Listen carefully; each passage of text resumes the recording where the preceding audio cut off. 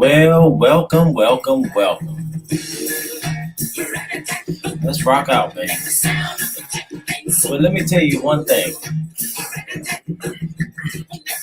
If you ever lost or you need somewhere to go, somebody to talk to, believe in me, baby. I tell you, if you're weary, worried, lost, believe in me. I show you the way on JPTV. Hey.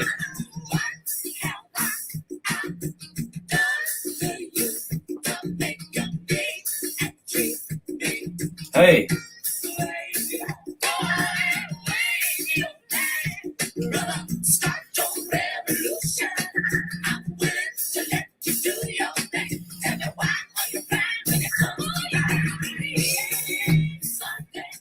If you need to believe in something, why not believe in me?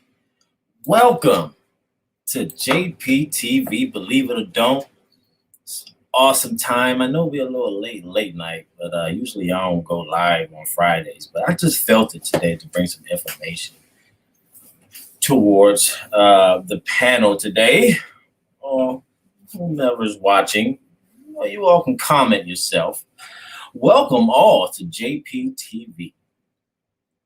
This platform brings awareness and questions everything that we've been growing up to think that is true.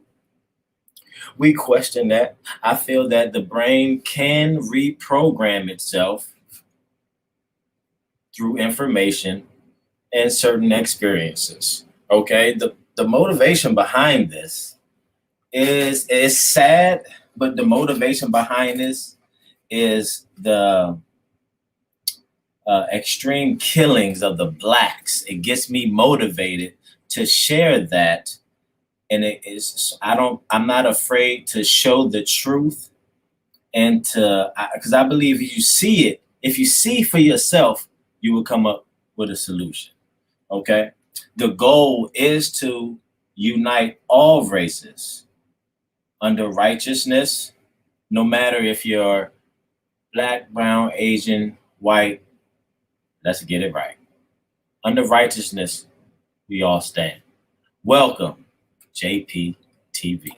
Welcome to JP. Welcome to JP. JP's to JP. JP's. JP's. Welcome to JP's TV. JP's TV, believe it or don't.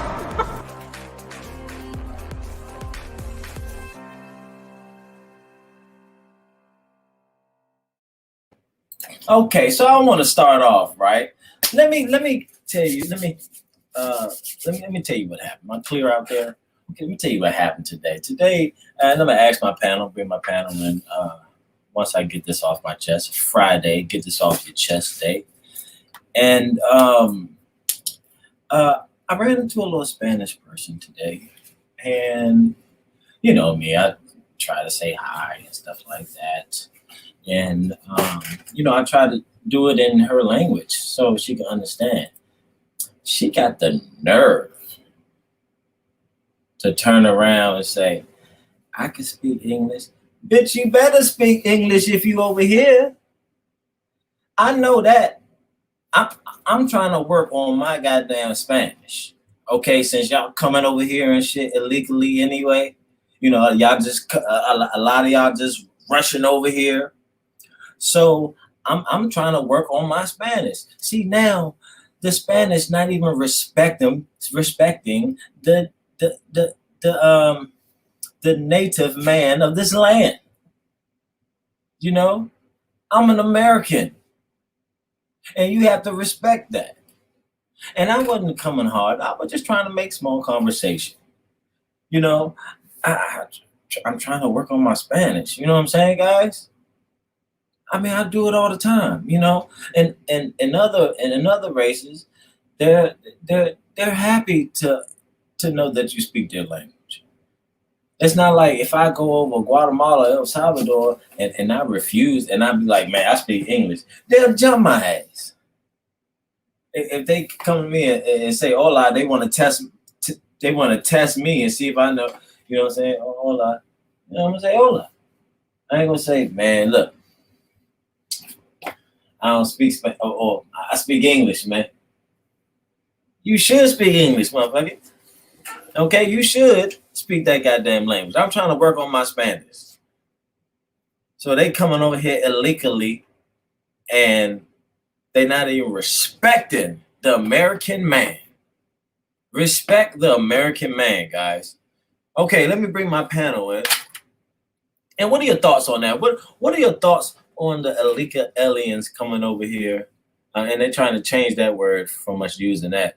What do you think about the illegal aliens coming over here and not respecting us? I mean, can't you see that even in the McDonald's, they're flooding in there, and they're taking over, they're taking extra burgers home on the side, and they really not respect. Are they respecting Americans? I mean, I know some on the panel won't identify with Americans, but you were probably born and raised in America, so I would suspect. However, what do you guys feel about that? I'm just gonna bring y'all in. You know what I'm saying? I'm just gonna bring y'all in. What do you feel about the illegal aliens not respecting us? And case in point, when I was working at the construction site, right? The Spanish are in charge. I mean, you talking about slavery? The Spanish are in charge. Talking about some, yeah, go make that cement over there. Yeah. Build that. Oh, go get the water. Had to get the water for the cement because you can't cut. You can't cut the center block dry. You got to put water on it. You know what I'm saying? So it can cut smoothly. Man, they had you out there in the cold.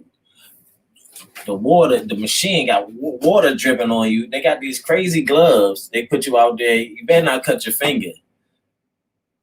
The drink was dangerous, man. They let niggas do it that was inexperienced and just to hop up there and just to fuck themselves up if they did. You know what I'm saying?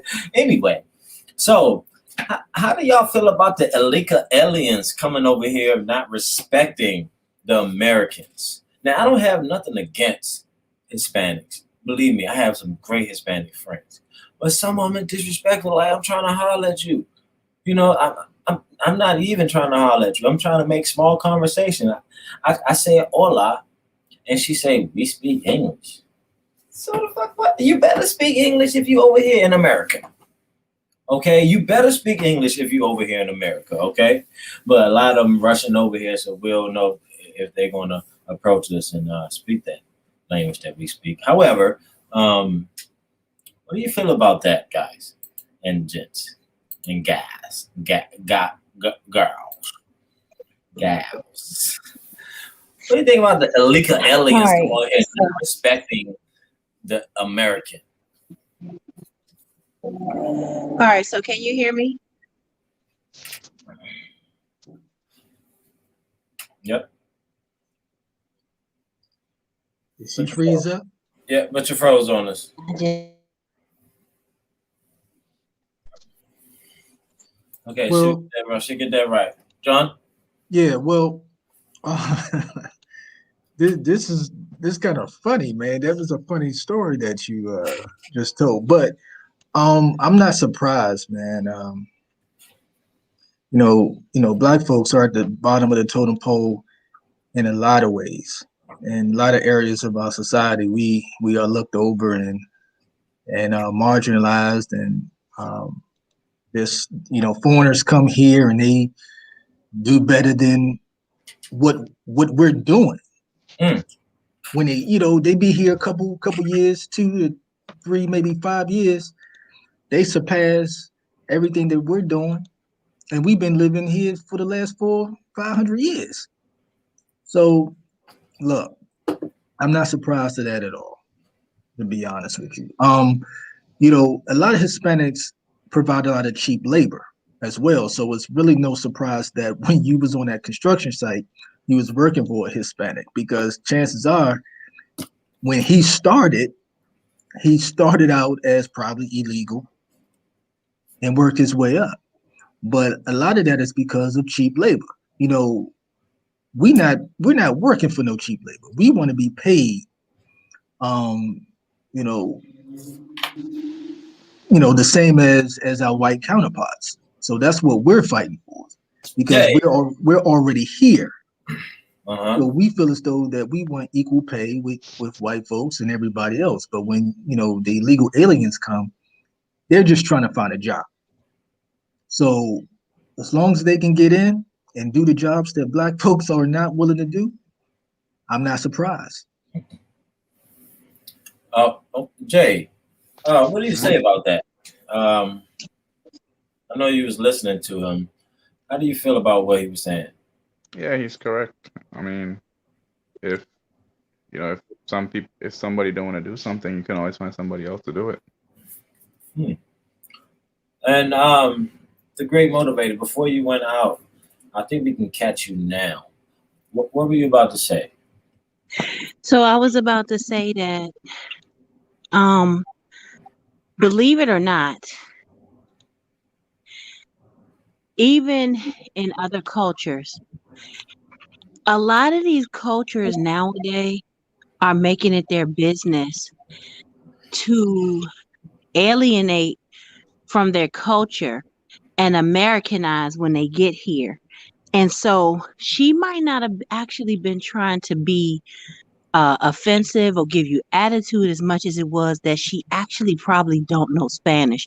I know some people that are Latino, that's their heritage, that's their family. They understand it, but they don't speak it. They speak English at home, and they learned English, and their parents never took time to teach them their language. Yeah. That is an increase that's going on in a lot of the foreign cultures that come to America. All of a sudden, they want to be American to the point that Americanized. they're willing to the point that they're willing to get away from their culture. Like even down to the Ethiopian women, the first thing they do when they get here with all that beautiful curly hair is straighten their hair. They want to straighten their hair, and they want to act like they try to get rid of their accent.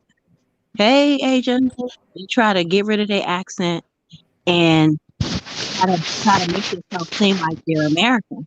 So let me, I'm going to cut you off, but let me ask you all that, hold on. Let me ask you all, do you think the Hispanics, well, first illegal aliens coming over here, do you think the Hispanics in general have more unity than the blacks? Yes, but it's not true. They were not the first illegal aliens to come over here. The Europeans were. Well, well, let's stick to the fact that do they have more unity than us, and why or why not? Yes, they do. To the point where they actually have the same problems that black families do, as far as stealing each other's man. They shouldn't live together because there's cheating going on in the house between the relatives sleeping with somebody else's man. They get the same problems we do, but their focus is about survival. Their focus is about making money. So it just comes with the territory to them. Mm-hmm. Go ahead, John. Why do they have more unity than blacks? Oh man, I mean, I could come a couple of different ways with that. I mean, So is something wrong with the blacks? I can come from that direction and also come from the direction I was talking about earlier about when they come over here in droves. So they come over here looking for an opportunity. So they come together. They come as a family in a lot of cases. They bring, family members across that border, whatever. Or if they don't bring them initially, they'll bring them later. So they have more of a family unit in their culture to us. So when they do things together. I mean, how many times have you seen them packing cars, going to work? They at 7-Eleven. About 20 Uh-huh. Yeah, it's like 20 Hispanics outside the 7-Eleven looking for work. But when you see a group of black folks at the 7-Eleven, what are we doing? We're not looking for work. We begging. Yeah, we begging. What we doing? So with that being said, Jay, should we learn from the Hispanics? Should we learn from them? I'm muted. Oh, yeah, but I was gonna add the factors of why they're able to do that is one, they both speak a common language, right? Only thing that separates Spanish people, even if they come from like different places, is dialect, but across the board it's the same language. Compared to black people, there's all this different languages that we speak. For example, like, you know, we say black as a general term, but you know, if you go to Africa, it's different countries, different languages. So people categorize themselves into different subgroups based on, like, you know, culture, experience, and language. For Hispanic people, whether you're Colombia, Puerto Rico, Mexico, right? You know, they might have those differences based on location, but they can all speak generally the same language. So that allows them to unify under one major category. So Number two, a language. Okay, go ahead. My bad, Jay. number two, there's the concept of black culture, you know, so there's already like the culture of black people in America. So when others come here, most black immigrants come here and do better, or they try to adopt black culture. When Hispanic people come here, is like, what culture do they have to adopt? Other than, you know, I'm in America, I got to do what I got to do. So it's easy for them to have a common ground compared to black people on a larger scale. I don't know. I don't know if that's the catalyst of them unifying is because they have a certain common language that they speak, or I mean that's interesting that you can. If we all spoke one language, we'd all be on the same Well, category. we do speak English though. Yeah. I mean, we speak a common language. You understood everything I just said. Mm-hmm. So Well, so it has to be something deeper than a language thing, right? But as black people, our culture, like I said, because of black culture, we're scattered over in different type of experiences, consciousness, paradigms, beliefs. With the Spanish people, they have certain general things that are like umbrella. Yes, they have the differences, like Dominican and Puerto Ricans might have a little beef with each other, but that's just based on, we're from different locations. But at the end of the day, they're both Spanish. So if they wanted to unite under just being Spanish, it's very simple. Okay. All right. Well, moving along. Guys, tell me something about this. What do you think about this image right here? Now, like I say, the women are taking over. They want to be the man, even in your relationship, even at the park, even at the basketball court. Yeah, we don't see this. They say, girl, you got to go. You can go, girl. How do you feel about, is this easy access? Should a woman be pretending to be pissing like a man? It may be just comfortable for them. Is this right or wrong, fellas? This is well, if that's the case, then they don't. Then it shouldn't be illegal for us to be able to not pee anywhere anymore. Because even though they're doing this, you know, like generally speaking, they say men can't just pee anywhere because it's illegal. Well, it's ingenious if you ask me. Yeah. It's like, it looks weird, of course, but It's a if good you really concept. if you really think about it, if a woman has to go and she can't make it to the bathroom, and let's say she's on the highway or something, and there's no exit, that makes perfect sense to me. But if you're telling me that she's going to do that if she's going to the bathroom, nah. If she prefers to do that and sit and do it the regular way, then I would definitely have a problem with that. Mhm. But if it was a situation where she gotta go, and we driving and there's no exit coming up, Mhm.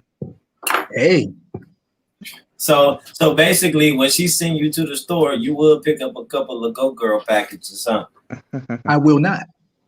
I mean, we As a matter already of know fact, for the tampons anyway. as a I matter of do fact, not. tell me if that company got an IPO. I want to buy some of their stock. Right. Yeah, man, that's kind of ingenious. I never even thought about something like that. Hey man, the women are taking over. They're trying to do everything that we do, essentially, even football, even for Sarah Fuller. But hey, guys, I don't want you to forget this. Remember this, okay? They're trying to take our mind off of this, okay? Just remember that she just bought luxury homes all throughout the West Coast and other nice, spectacular places. Don't forget that, okay? This is the one of the three lesbians. That's the face of BLM, Black Lives Matter movement. And Oh, this is what she did with the money. You know, they had got like 90 million, and none of it went to the black community. So please don't forget that. You know, all the riots and stuff will keep you off that. Remember, they're trying to quiet that. Okay, that she took all that money. Okay, remember that. Okay, so moving along.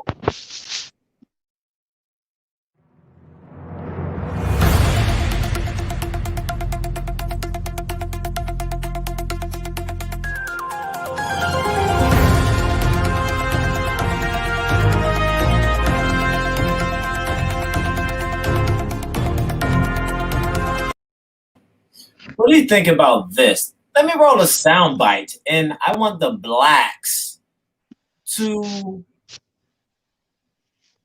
is doomed.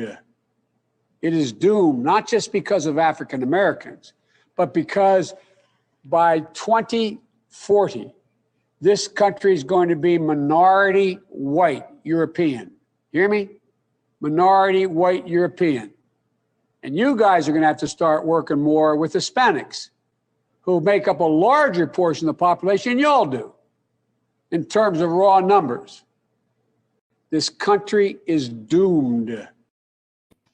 Doom to the not only to the blacks. What do you feel about that with your president? I know some of you Democrats out there watching. What do you think about your president, Joe Smoke Biden? Biden, we did it. I see all the hashtags. We did it, Joe. We did it. So he's telling you, and don't forget that he also mentioned if you're not black, what If you don't vote for him, you're not if you black. don't, yeah, if you don't vote for him, you're not black. And the blacks came showing up like they forgot they was black. I mean, they were showing up left and right and out the woodworks. I mean, the blacks forgot they were black somehow, and voted for this guy. Now he's talking like this. I don't think the great white hope Donald Trump will ever say nothing like this. Only thing he said that blacks got emotional about was, what do you got to lose? And goddamn it, what did you have to lose? Shit, your closest friend told you that before, and you ain't get mad and start calling him a racist. You see how that works? Gentlemen, what do you think about the president, Joe Biden, saying this? Well, the country is doomed for white folks. It's not doomed for black folks, because Hispanics and blacks, we're in the same struggle to a degree. We they look at white supremacy, look at us the same. I think what Joe Biden is trying to do is trying to create an ally for white supremacy by saying that it's doomed for blacks and whites. So from that perspective, I think that's what he's trying to do. He's trying to control the narrative there. And I think he's trying to create an ally to a degree. because I don't think it's doomed for black folks at all. Regardless, I think. Well, he's saying it was doomed because of the black folks, right? Right, Jay? Jay, what do you think about that? Oh, I think Jay, you paused. Yeah, he's paused out. Jay, Sorry, okay, I'm here. I'm back. So maybe I misunderstood. Was he said it was doomed because of the black folks? I thought he was saying that it's doomed because the Hispanics will be overtaking the whites as the majority. And blacks. It's doomed not just because of the blacks. Let's run it back. Is doomed. It is doomed not just because of African Americans. It's doomed not just because of African Americans. So basically, he's saying that the blacks or the African Americans messed up America. Is that true? Oh, absolutely not. But if we did mess up America, it's because that they created our circumstance. You know, we are who we are because of slavery and the oppression that they have put us under since then. They have created the ghettos. We didn't create the ghettos. They created the ghettos. We're just a product of our environment. So I think Malcolm X said, you know, the rooster come home to, what did he say? I forget the quote that he said, but right. It was something like that. But the rooster come home to nest or something of that nature. But yeah, when you treat people the way they have treated us since the 1600s, eventually it's going to come back and bust you in the head.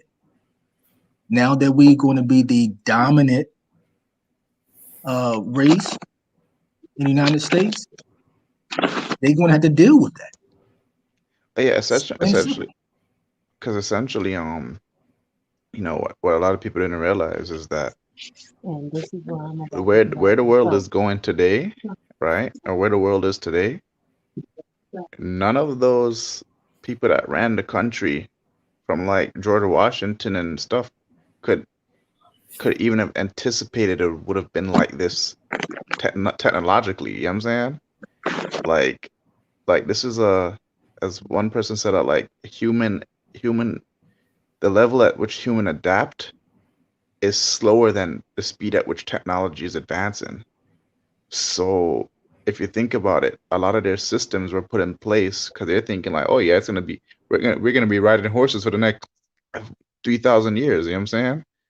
They never anticipated how things would change culturally, socially, and the Constitution kind of was molded to keep those things in check.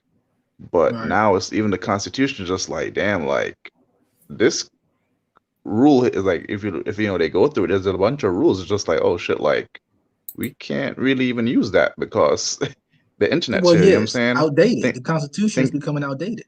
Yeah, think about the whole like copyright thing with like, you know, owning images and stuff like that, and you know, music. When internet came out, Pirate Bay and all this shit came out, it's just like, how much people are you gonna put in jail for illegally using people's music?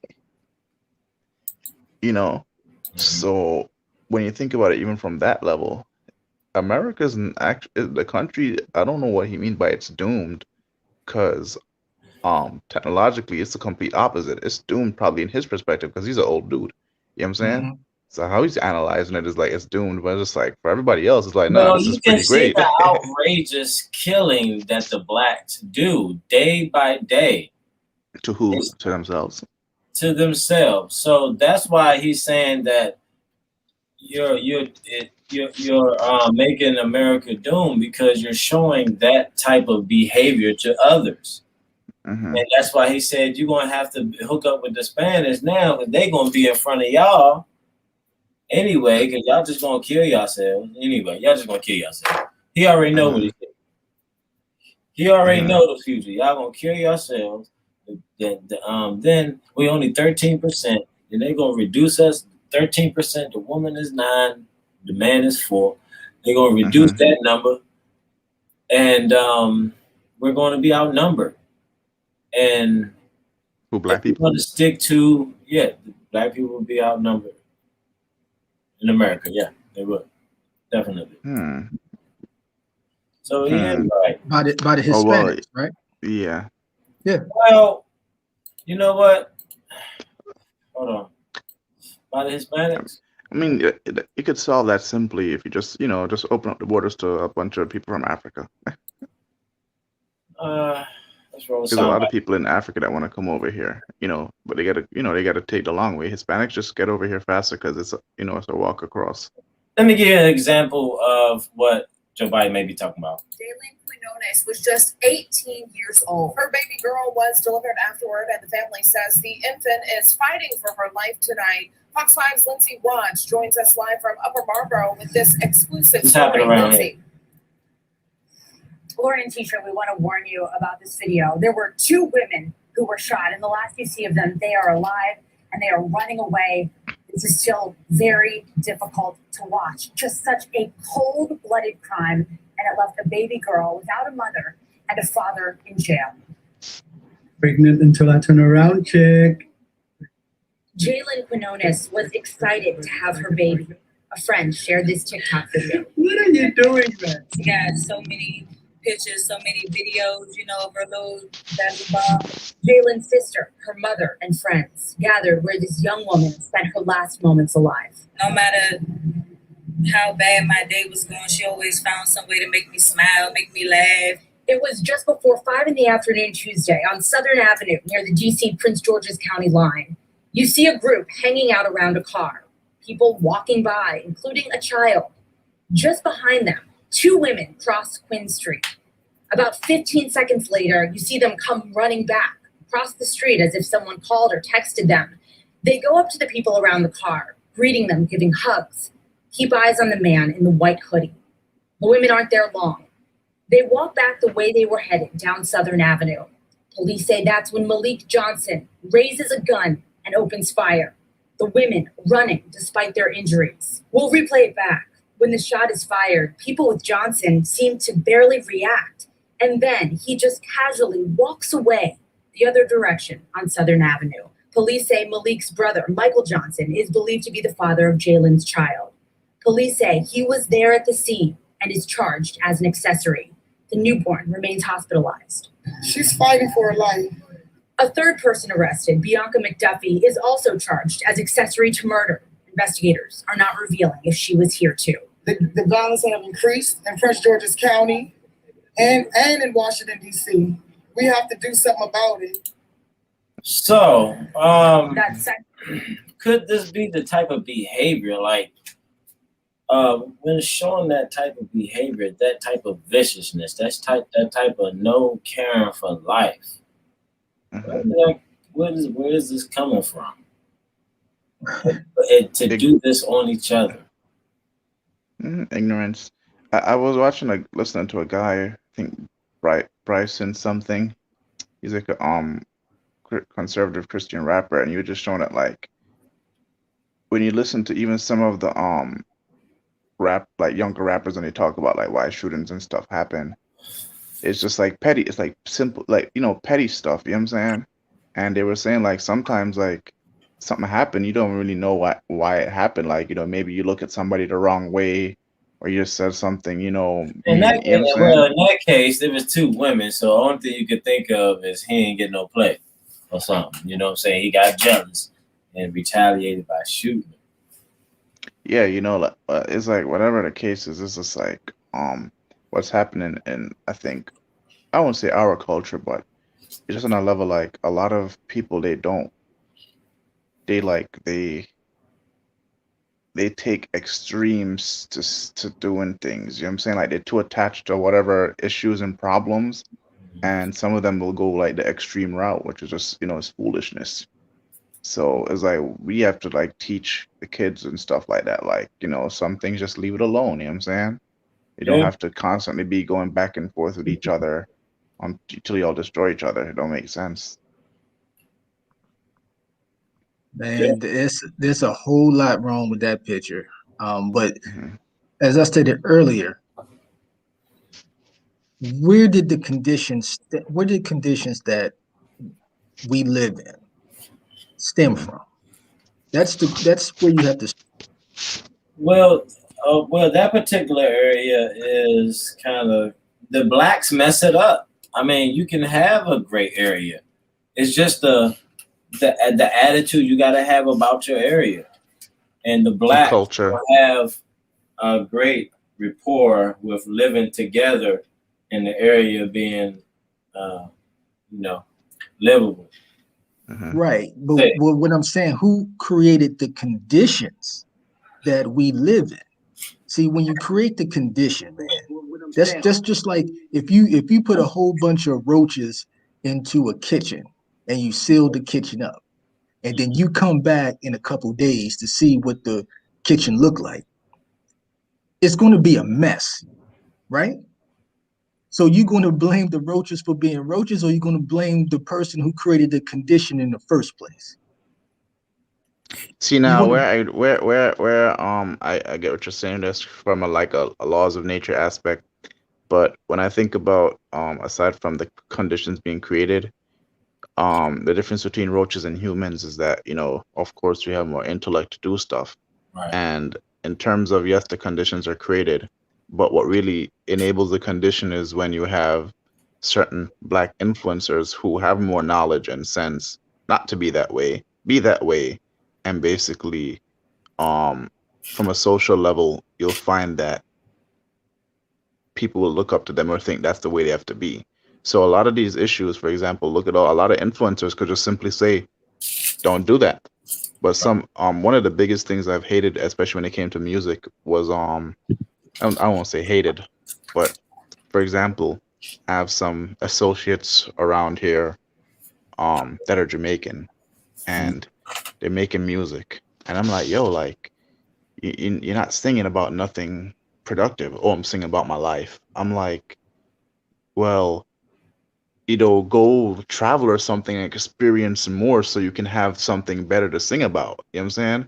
So they get locked into this box that this is how life is, this is how it has to be.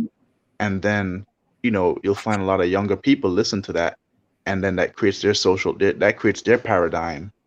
And then our whole sociology is manufactured around the type of music. You even see this on Instagram, how like certain artists who are like not up there in terms of status, but on a level like my age group, if you see stuff they post, it's so toxic, and mad people my age is under there commenting in agreement, and I'm just like, yo, like at what point do you say, it doesn't have to be this way? So I do understand the factor of that, some of the environments was manufactured, but although it's manufactured, what keeps it in sustenance, or what keeps it going? And it's the fact that there's a lot of black influencers who promote that type of stuff. Yes, Good point. I agree. It's like what he's speaking on is, I watched this 20-minute video of this lady that was offended. She was in a hair salon. She got her hair done. I don't know if you were there when I talked about this, JP, but she was in a hair salon. She got her hair done, and she, when she left, when she was on her way out the shop, this lady looked at her hair. She had a cute short haircut, and the lady was like, "Oh, your hair looked good. It looked like a 27 piece." And the lady said she immediately went off, because when she first kept hearing that wasn't the first time she heard it. That day it was the final straw. But when she kept hearing it, she went and asked her salon people, what is a 27 piece? And so the lady explained to her, oh, it takes 27 pieces of a weave to get your haircut. So this time when the lady said it, she immediately went off on the lady. She did it in a calm way. She didn't curse her out, but she looked at her and said, that's not a compliment. She said, and the lady said, it is a compliment. She said, that's not a compliment, because my hair is not fake. This is mine. And I'm offended that you keep, that I keep hearing this about my hair. And so she was basically saying, we are in a society where the airwaves have made females feel like the only way they're beautiful is to make everything fake. Mm. Like there is a low number now of women that are natural. Like these are my eyebrows, these are my eyelashes, this is my hair. You know what I'm saying? Everything on me, these are my nails, everything on me is real. But there's a huge number of women out here that have followed the airwaves, that you got all these women out here with fake boobs, fake butt, and the lady goes on to say she doesn't have a butt, but she has a nice size of breast and she has big hips. And she said people think her breasts are fake, people think her hips are fake, and they asking her who her surgeon was, and she was Talking about April becoming Mason.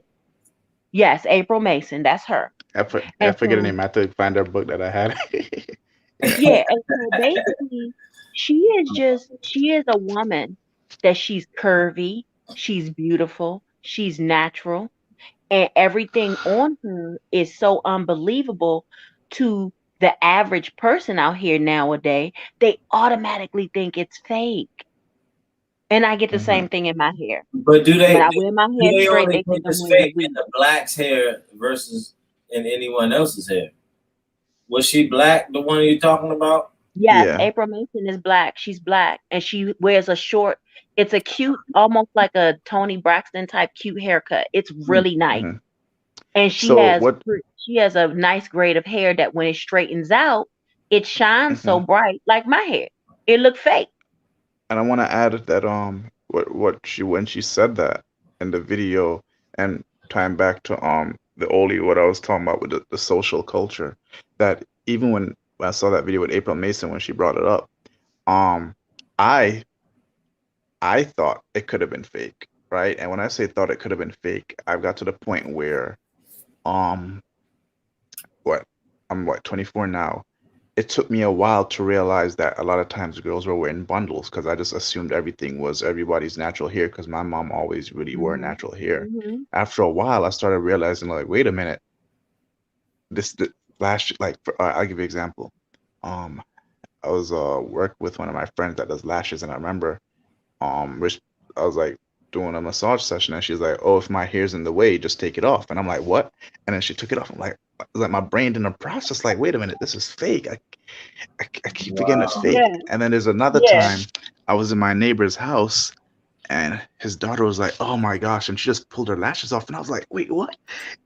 So like for me, my brain before thought everything was real as it is, and then I realized I had to start factoring in that this stuff might be fake. So even when now I saw somebody like April Mason, my default mindset is something must be fake. But as men, we realize just keep our mouth shut. If we don't know, we don't know, because the next thing you know, you're gonna offend somebody. But basically, what she's saying, the culture of women has become like that. And also going Yeah. back to you, there's a culture of men and violence.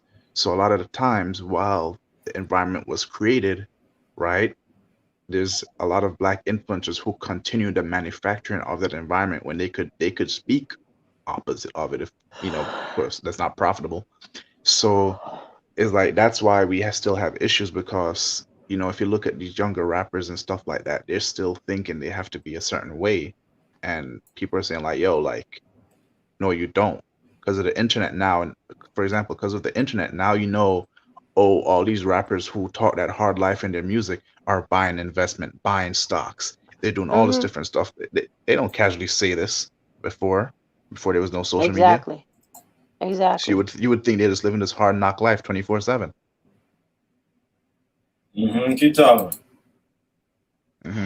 So, like, I'll give you another prime example. Like, you got a lot of entertainment people that have, influenced the black community, or the young community, should I say, to think that life is about, you know, pills and potions, Mm-hmm. getting drunk out of your mind. Like the only way to have a good time is to sit around and get Constantly turn lit. up.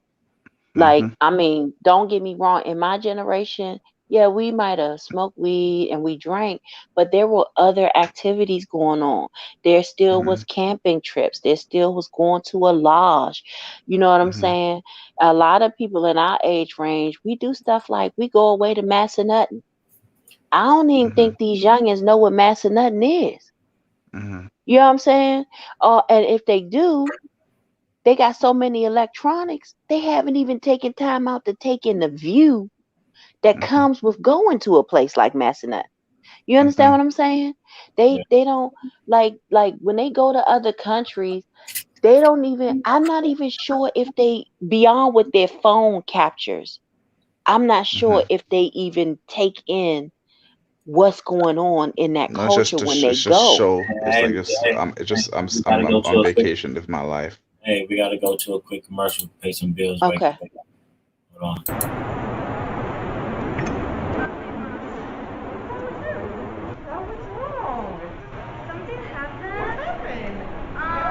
Maybe I can help. Alright. So don't tell anybody. It's Jimmy. Our sex life sucks. Really? You? I went to Chulanka's shop. I think I have something for you. Let me go get it. She gave me a couple of these. Mojo? What's that? Trust me, he'll get his mojo back in just one pack. Mojo back in just one pack. Alright, girl. I'm gonna try this Asia.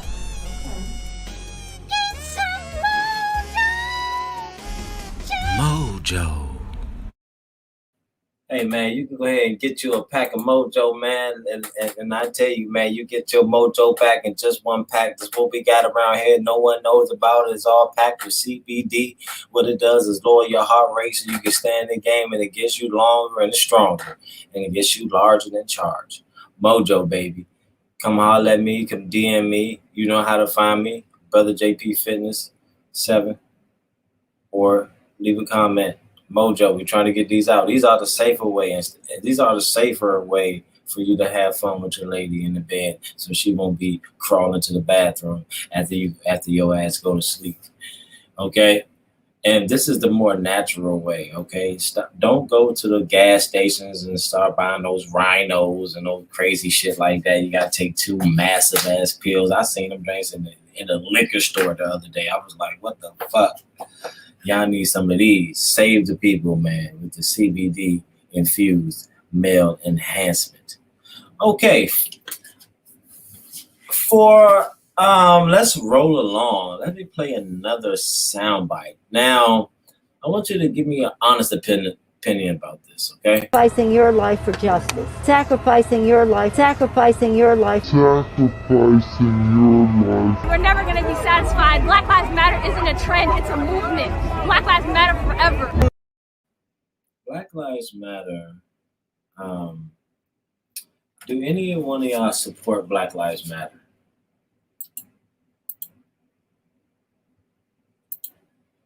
Not at all. Not at all.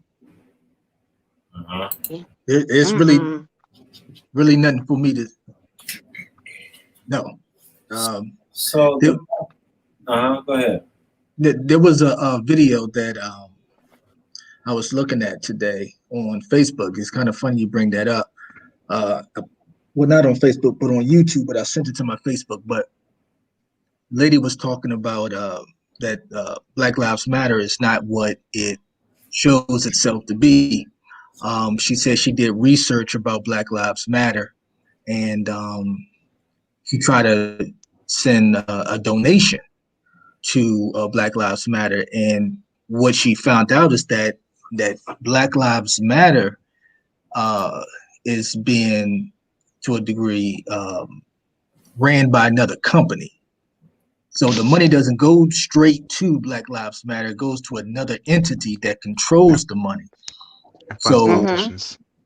Yeah. So I didn't finish it, but I was driving, so I didn't finish it, but I got the gist of what she was saying.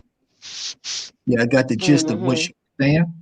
So, but outside of that, I didn't support Black Lives Matter because they don't help out the victims of racial shootings and racial inequalities and stuff of that nature. So no, they're not helping out the Black community at all.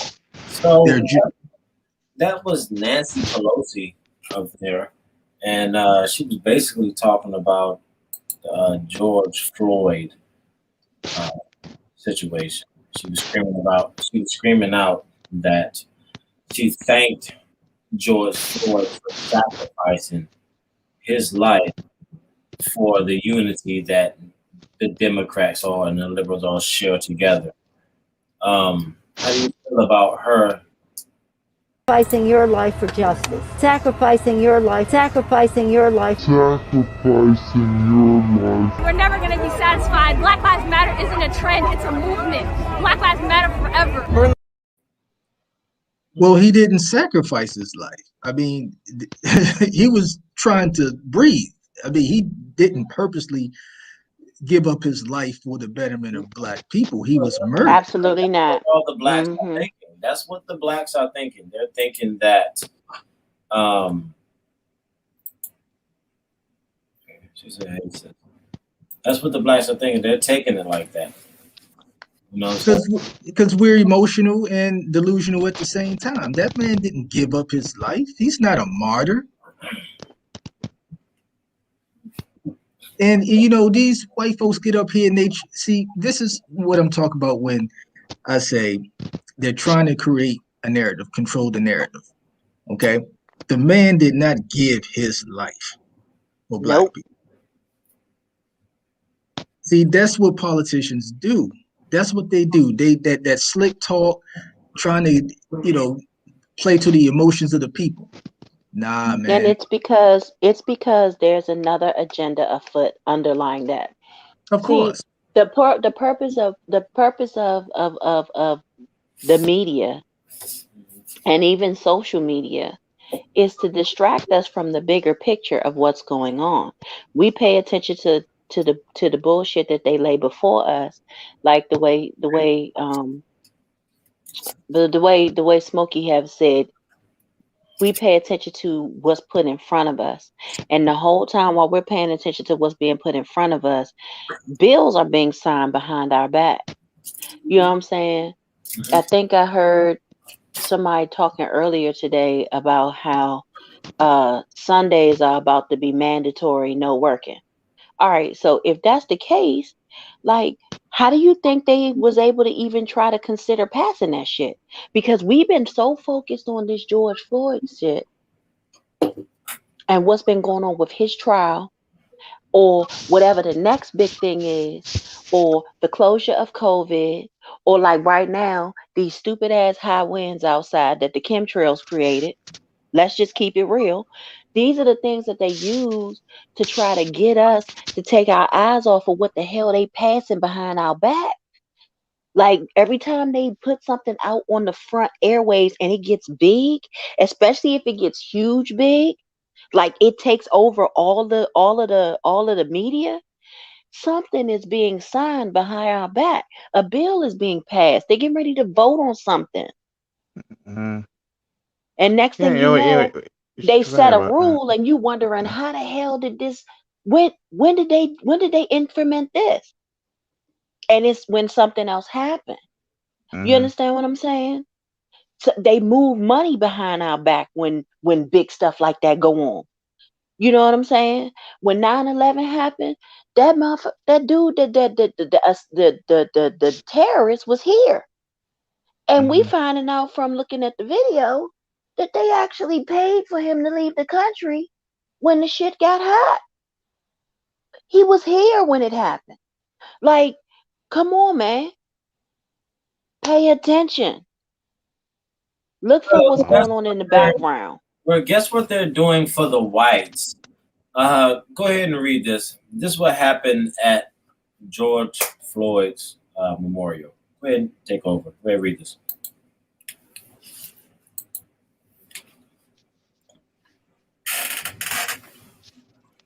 Go ahead. Go ahead and read.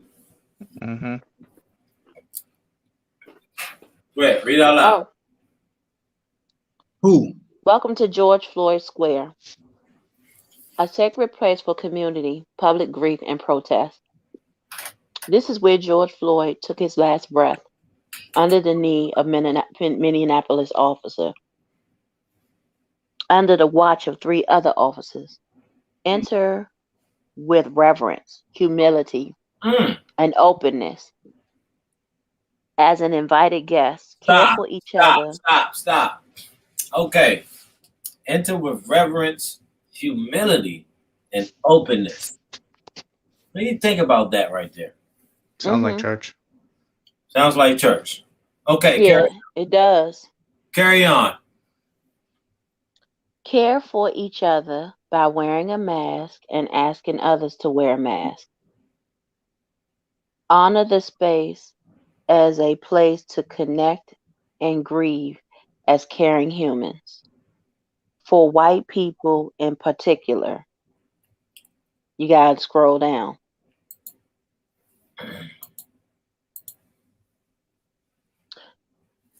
Decenter yourself and come to listen, learn, mourn, and witness. Remember, you are here to support, not to be supported. You're talking to the white folks. Right. Be mindful of whether your volume, pace, and movements are supporting or undermining your efforts to decenter yourself. Seek to contribute to the energy of the space rather than drain it. Bring your own processing to other white folks so that you will not harm BIPOC, BIPOC. BIPOC, or however you say that. Consider if you want or need to take photos and post them. Do not take photos of other people without their consent. If you witness white folks doing problematic things, speak up with compassion to take the burden off the Black folks and our siblings of color whenever appropriate. Seek to engage rather than escalate, so that it can be a learning moment rather than a disruption. So this part right here it makes it sound like the white people are the ones that are disruptive. So and they're selfish. Are the white people like that? Because the white people normally help out. Are they saying that that's what's true, John? What, white people, they help out? No, that white people are disruptive. Oh, well, yeah, they are disruptive. Look, okay. This goes back to the earlier point that I made. Who creates the condition, right? And who controls what's going on, right? Mm-hmm. Who creates the conditions and then control the conditions from a disclosed location? White folks. Okay? So they create the narrative. They put the narrative out there for us to follow. Television, the news, everything. And we as Black folks, we go out there and we follow like a little dog, a little puppy, following behind their master on a leash. That's how our society, just how we view things and how we go about our lives. It's controlled. What we see is controlled. Mm-hmm. I'm gonna give you a prime example to what John is saying. Just think about this. Back in slave days, they started a gladiator circle where Black would have to fight each other. They would take two of the big, strongest Black men and have them fight against each other. Slave owner to slave owner would bring their biggest man and they would fight each other, right? Now, where do you think we got fighting our pit bulls from? Just think on what I just said. Back in slave days, when whites were bored, they would take their biggest Black men, the strongest ones, and make them fight for sport. Okay? Now take it back to the closer days Where do you think we got fighting pit bulls from? Our generation, not our generation, but our people like to fight pit bulls. Where do you think that sport came from? Like, where did that habit trickle down from? It trickled down from white people. The fact of, okay, I'm gonna give you another prime example. Black folk like to beat their kids. Where do you think beat their kids come from? It came from white people. Nah, see this. Okay, this is where I get what you're saying, but one of the biggest issues we have is that we correlate everything to slavery, which is only like what 400 years. African culture, people beat people, like, you don't listen, whatever. You know what I'm saying? Slave having slaves fight each other. That's just been a thing of like people been doing from like, that's just like a human nature thing. For example, I'm literally watching an anime right now of Roman slave fighters. It's really like in Rome, they literally had slaves, and they said we're gonna make money by having our slaves fight each other. You know what I'm saying? That's basically your purpose. And if you fought and you won, maybe you might be lucky and not be a slave fighter anymore. So that stuff is just, in terms of what he's saying, there's always going to be that narrative of where people with more control over resources and stuff are going to dictate certain things that go on in society from a macro level to a micro level, right? That's just human nature. That's how it's always going to be. That's how it is. You know, you're a parent, you dictate how things happen for your kids, you know, because they're under you in terms of hierarchy. The issue with like with how this is, what it's saying is basically it's telling white people, like, when you come to the space, be careful, you might trigger the black people. You know what I'm saying? And it's like, okay, it's like, okay, you know, I could understand that, but at the same time, just like, really, like, so if I come into this place, you know what I'm saying, I have to be so on my toes that I might trigger somebody. Yeah, it's like, especially it's just black. like, it's like, yeah, so because like, you know why? Because Jay, you know why? Hold on. You know why? Because you don't know what to expect. So it's not positive for, it's like, from what I'm reading, it's like, it's more warning white people, be careful. You don't know what to expect from a black. It may just do anything to you. You know what I'm saying? Like, let me show you better than I can. Let me go over the soundbite.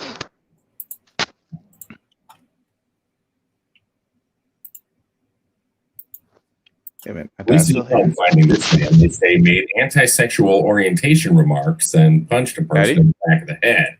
This is surveillance video from the CVS on Pennsylvania Plaza near Penn Station around 7 Saturday night. The victim refused medical attention and there were no other injuries.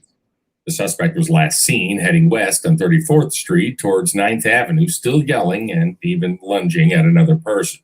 Anyone with information is asked to call NYPD's Crime Stoppers. You never know what the blacks are going to do. People are on high alert. So when you see behavior like that and you don't bring it towards the front, you kind of keep it quiet, it will forever go along like this. And it has nothing to do with any condition that they're in. Let me first give you a story, or let me know if you know this guy. Y'all know who that is? Yep. What condition did he come from? I don't know his story. Did he come from like the same kind of condition that we came from? Hey, JP. Huh? I'm about to go, but here's a plot twist. What condition is he creating through the content he creates with black stereotypes? Okay. That's true. That's All right, true. I'm about to go. I gotta go. All right. All right. Well, actually, I just want to say that's not what I'm thinking. I've seen other people post online that, like, you know, his movies do certain whatever. I don't really watch his movies, so I don't know. But I've seen other bad people say that, like, he plays a role in certain stereotypes or whatever. I don't know what those would be though. But that's what I've seen other black people say about him. You know, I don't keep up with these celebs and all that. So Let's roll another clip. What do you think about this?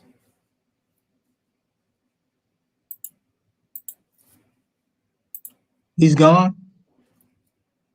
Yeah, he had to go brush his teeth or something. Martin Lawrence net worth is 110 million. What condition did he come from? Okay. Let me give you another example. And you got to figure out what conditions did these people come from. You know what I'm saying? They had made a way for their family. And that was the goal. They made a way for the family. Okay, let me see if I have this one up here. Before we go into this other video, I would like to show you this. So please stick with me on this one. This one is especially for the blacks, because I know how y'all are. Y'all know who that is? Yes, sir. Dr. Umar Johnson. The Prince Pan-Africanist himself. Okay. They say net worth about 500,000. Okay, remember he still got y'all money from that stuff. Okay. Now let me roll a clip real quick. I want you to. I want to get your opinion on this.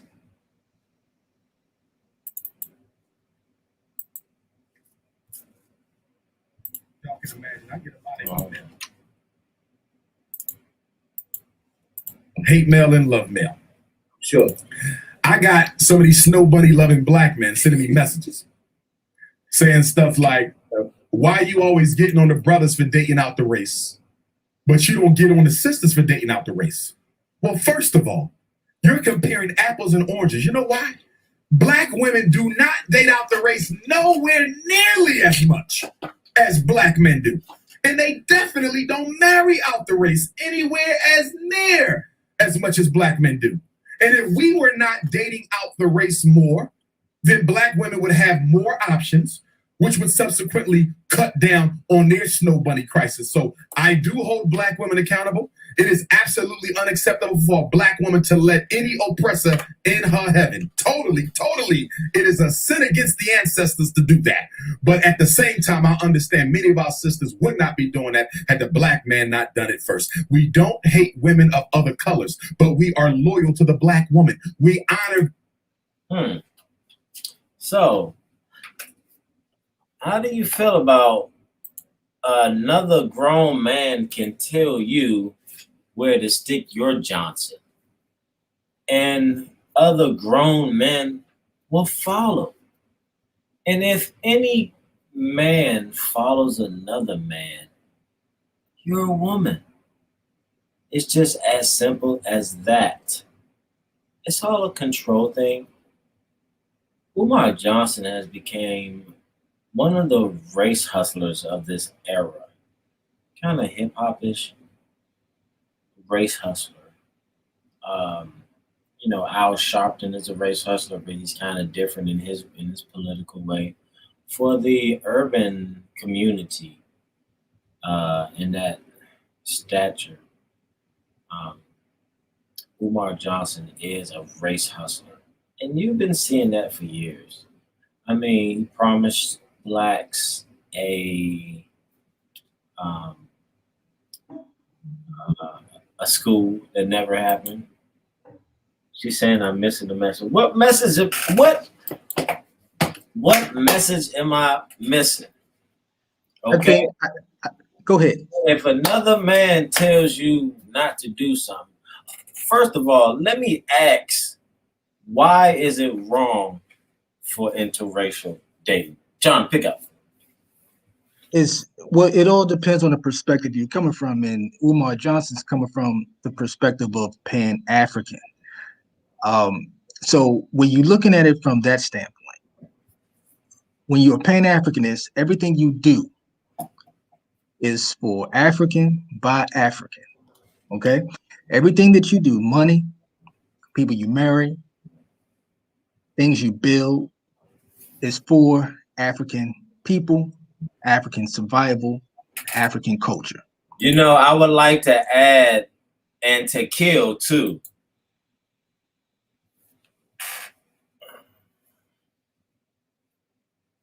What?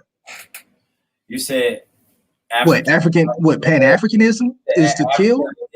You said Africans is like to marry Africans, like to do Africans, but also like to kill Africans too, because it seems like that's a trend that's going on. I mean, I don't know where you're going, but my point is that Umar Johnson does everything. I'm gonna say black people. He say African. I'm gonna just say black for the sake of the panel here.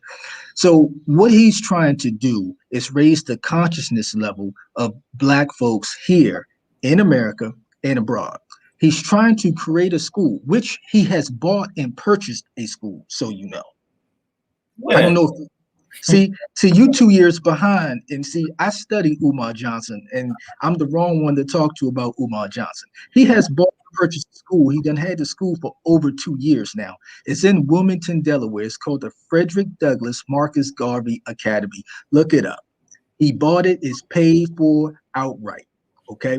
People get on Umar Johnson about this school. Where's the school? Where's this? Where's that? Well, number one, Umar Johnson is relying on the black community, people like you and I, you know, black folks who don't support other black folks. He's relying on us to help fund the school with donations. Okay, he's not getting money from the white folks. He's not getting money from the government. He came to you and he came to me and he said, black folks, can y'all help me build this school? I need donations. His money is coming from the black community. So if the black community don't help him out, how is he going to build the school? Number one, so if you're going to blame Umar, you need to redirect that finger from Umar to yourself, to the black community in particular. Because if we don't help him, then how is he going to build the school? It's a very simple fact. So if you're mad at Umar, be mad at yourself, man. It's not him. It's not him. He's asking you for donations. He's saying, the black community, I want you guys to help me fund the school. So if he doesn't have enough money to fund the school or build the school or get the school up and running, you're going to blame Umar or you're going to blame the black community. People saying that he's stealing the money and all that. He can't steal the money. How can he steal the money? See, that's something that you may do, not you in particular, JP, but I'm talking about the black community. That's things that people in the black community may do. Don't put that type of BS on Umar, because that's that something go back to the point about what people see. And so the truth is, it's being promoted that black people are dishonest with big projects like that. Well, he got the school. No, I'm not saying Umar Johnson was unsuccessful. I'm just speaking on the point of the people that were accusing him of stealing that money. I'm grateful that the man wasn't stealing the money, but the reason why that was the first thing that was brought out is because there is a certain image that's been put out there about certain people that are successful of color. Not all of them, but certain people that are successful of color often get called thieves. They often get caught embezzling stuff. They often get caught putting their money somewhere it shouldn't have never went. And so that's where that stereotype came from. And so now you have a black race that's in disbelief that this man can be this successful, which is also why he had so little donations, because society has made black people look like they can't get to a place like where Umar is without doing some dirt to get it. You get what I'm saying? Empire, for example, they got a whole show about a multi-billion-dollar company, but all they did to get it was sell drugs, whoop ass, kill people, and belittle their kids along the way. Right, but who created that image? Who allowed that image? Exactly. So we on the same page with that. That's what I'm saying. Who created the image? You can't keep blaming white folks all the time. Well, I'm not blaming white folks. We do have to take accountability. I agree. Exactly, because it could be the white people's idea, but it's up to us to agree to promote that shit. Well, we could literally say no, and that's money we can deal without. We can say no, I'm not promoting this because it doesn't represent my people. Well, and find another way. We need to go ahead, JP. Go ahead. Back to Umar Johnson, I wanted to touch on a couple of things. I wanted to ask you, does he have any kids? Oh, so we're gonna go to the child support thing. No, I mean, does he have any kids? Yeah, I think he got 2 daughters. Yeah. Okay, so with this school thing, what is he going to be offering that he cannot teach right now? Well, he can teach it, but he wants to be able to teach it. I mean, he run his mouth already. He's making something. He run his mouth already. I mean, why does it take him to keep preaching?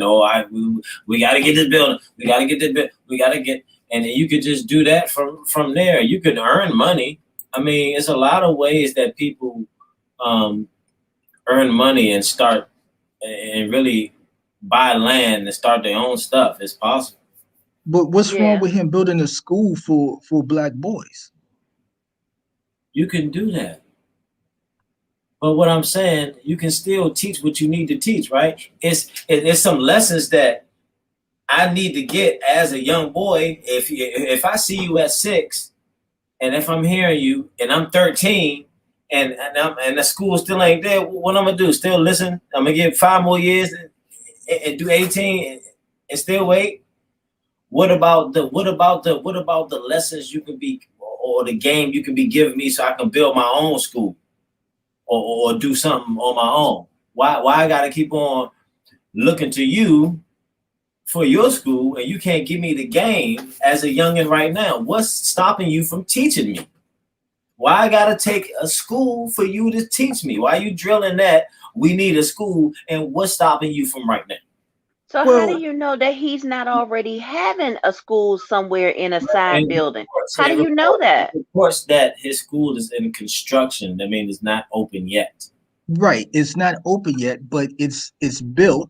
He bought a school. It has 4 buildings. But to answer your question, do we ask white folks these same questions about their schools that they build? No. So why would we sit here and try to do it the right way? But they do it the right way by getting loans and stuff like that. They do the paperwork and no. You see, that's where you see that's the problem. He doesn't want you call it the right way. But who said that's the right way? He's doing it from a Pan-African perspective, meaning that we fund him. The black dollar funds the school. You know why he only been all over Africa and been all. And I don't know if Umar's dropped no gold in his pocket yet. See, man, that's that negative psychology right there. Okay, so look, and then like this, and I'm gonna say this. You've been traveling for a minute, dog. All right, so I'm gonna say this. What about the fact that, all right, I know y'all don't believe in Christianity and stuff, but in the Bible it speaks about carrying debt. Technically, Umar is doing it the way it's written in the Bible. He's raising the money so that he can owe no man. White people borrow the money, which means they owe somebody. So I don't get why that's a problem that he's calling on his own people to raise the money as a fundraiser. I don't understand why that's a problem. So have y'all donated? I've donated. Now that I know about it, when I look him up, I'm going to donate. Yes. But do you know why he's doing something positive? That's what I'm saying. Do you know why he's relying on the black dollar? Do you know why? Why? Because if the school is built on the black dollar, right? Then that means that the school is owned by black people, which means white people do not get a say. They do not Exactly. So that's Bam. racist, Right though. there. So that's racist. So you're gonna say you're gonna so this is school just for blacks, right? Did you say that's racist? Yeah, that's racist. I thought you said racism doesn't exist, so that can't be racist. Well, that's number one. Well, you know what I'm talking about. I'm saying in his view, that would be No, that's not racist. No, it's not. It's cutting out the middleman. Yeah, that's the same thing that white folks do, but they don't do it that way. They do it in a slick way. They have a school They that sneaky black about folks they make schools that black folks can't afford to go to. So therefore, see, you got to understand the techniques white supremacy use. They make schools that black people can't afford to go to. And if there is a black person that can afford it, it's probably going to be some rich black person, not somebody from the ghetto. It's going to be a rich family who puts their child in their system, which they'll capitulate to white supremacy. They will fall right in line when they get in there. They won't stir up no trouble. They won't be bringing up no black liberation. They'll follow the white supremacist guidelines. Well, what will it take for all blacks to participate? Then why hasn't the blacks got the message? Because just like that flyer say, this is where black people need to decenter themselves and stop being so negative on something so positive. My issue that I'm having right now is that I don't care that there's a possibility that Umar Johnson don't believe in Jesus like I do. What I see is a black man doing something positive and people putting negative on it, saying, how we know this man gonna do this? You don't know if you don't try. And the truth is, sometimes it takes a lot of failures to get success. And if you don't invest in nothing, you won't never succeed in nothing. So like, where the hell are we going, black people? And do you know what the curriculum? If you can't bet on your own race, who the hell you gonna bet on? Well, and if that's the case, then stop complaining about whites. Well, see, fuck that. You see where you're wrong. It doesn't take the school. You have to buy the land to control the land. Okay, and they say a plot of land to build on average is about $3,000 per acre. So he's worth about $500,000. So you can do the math on that. If it was real necessary, I guess I will put up my all. But I guess not. Have you done your research to see if he's even invested in that land that he has those school grounds on? No, I'm saying that's what you do first. You say, let's buy land. You don't say, let me buy a school. You give the proper knowledge. Land is first, not building. Well, he owned the land that the school is on.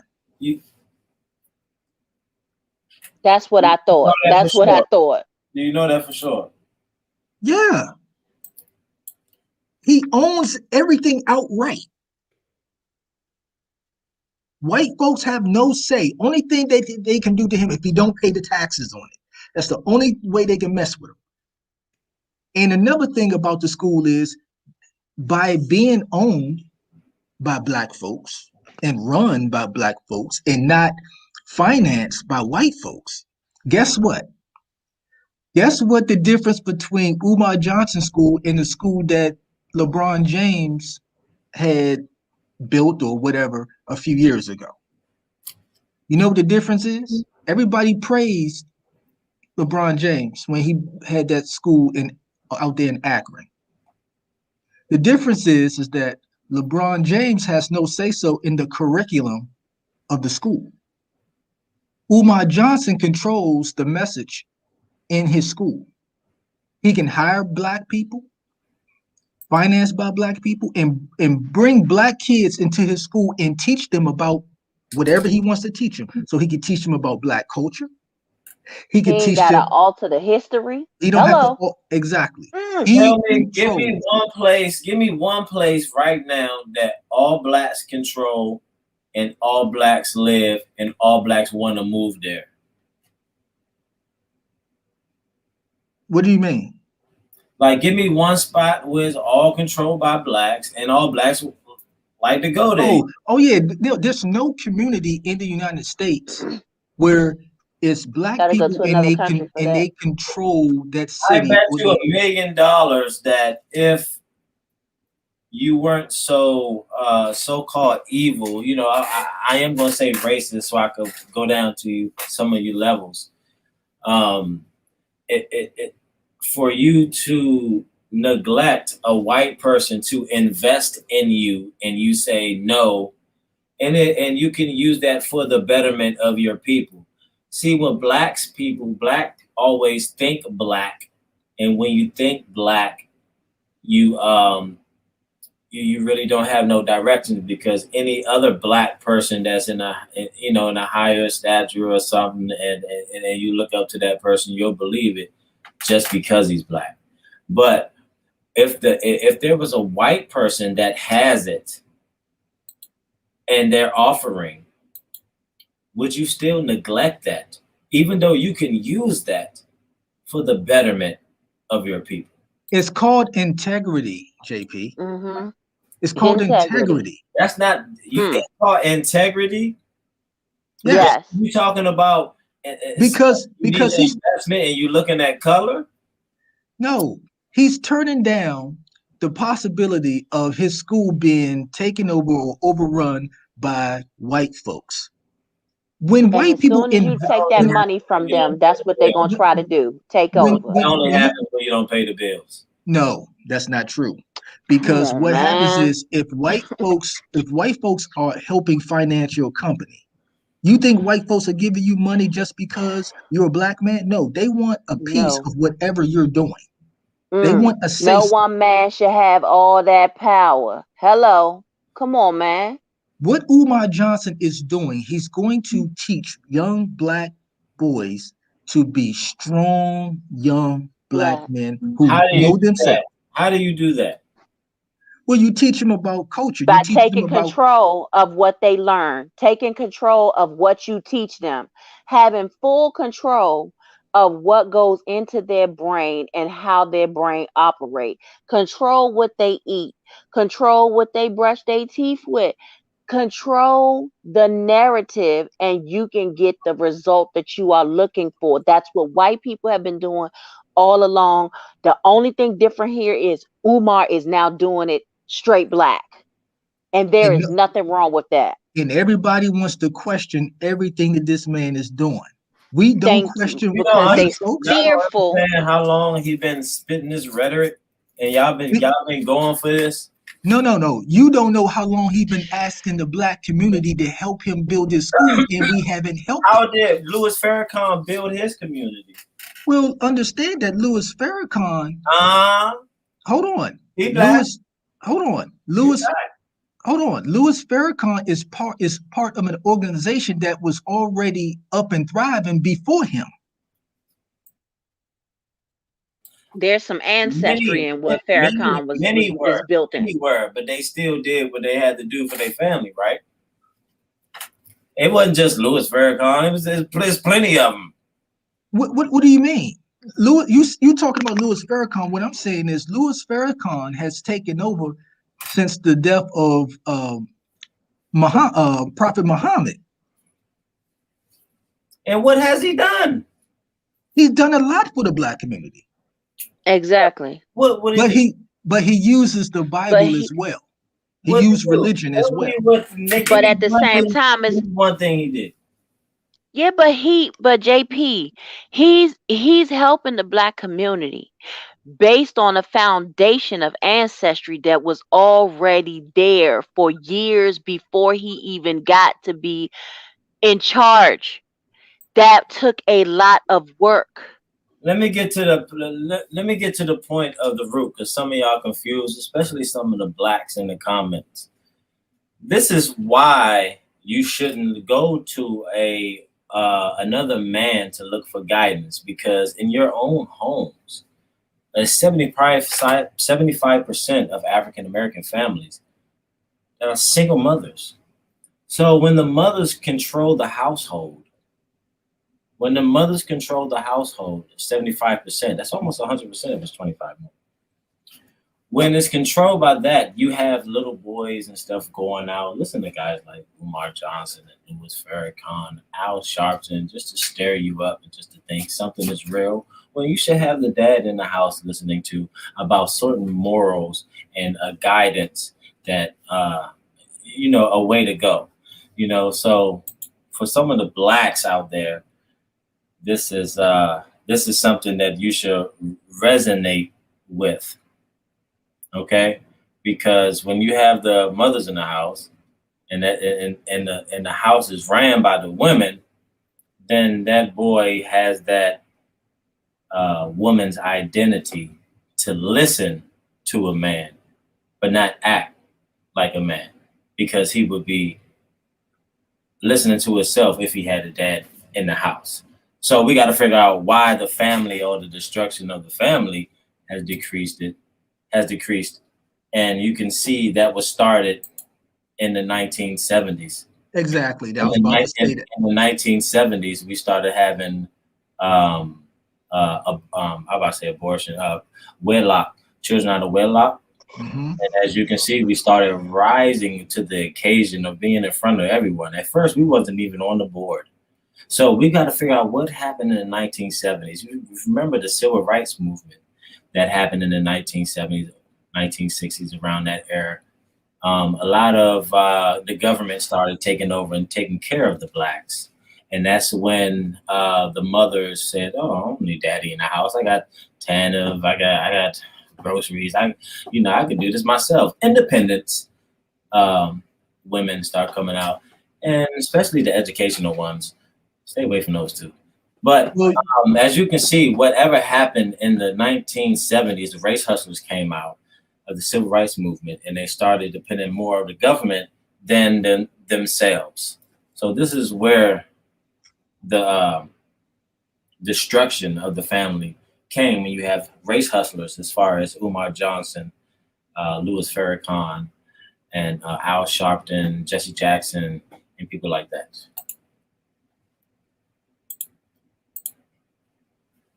Mm-hmm. What is the point that you're making? Mm-hmm. The point that I'm making is all the blacks are blaming the whites. And like you told me, instead of looking out, look in. The family, the destruction of the family of the blacks has been the problem of the immorality that we have amongst each other and life itself. Mm-hmm. So it's not the blaming on the whites. It's not the blaming on slavery.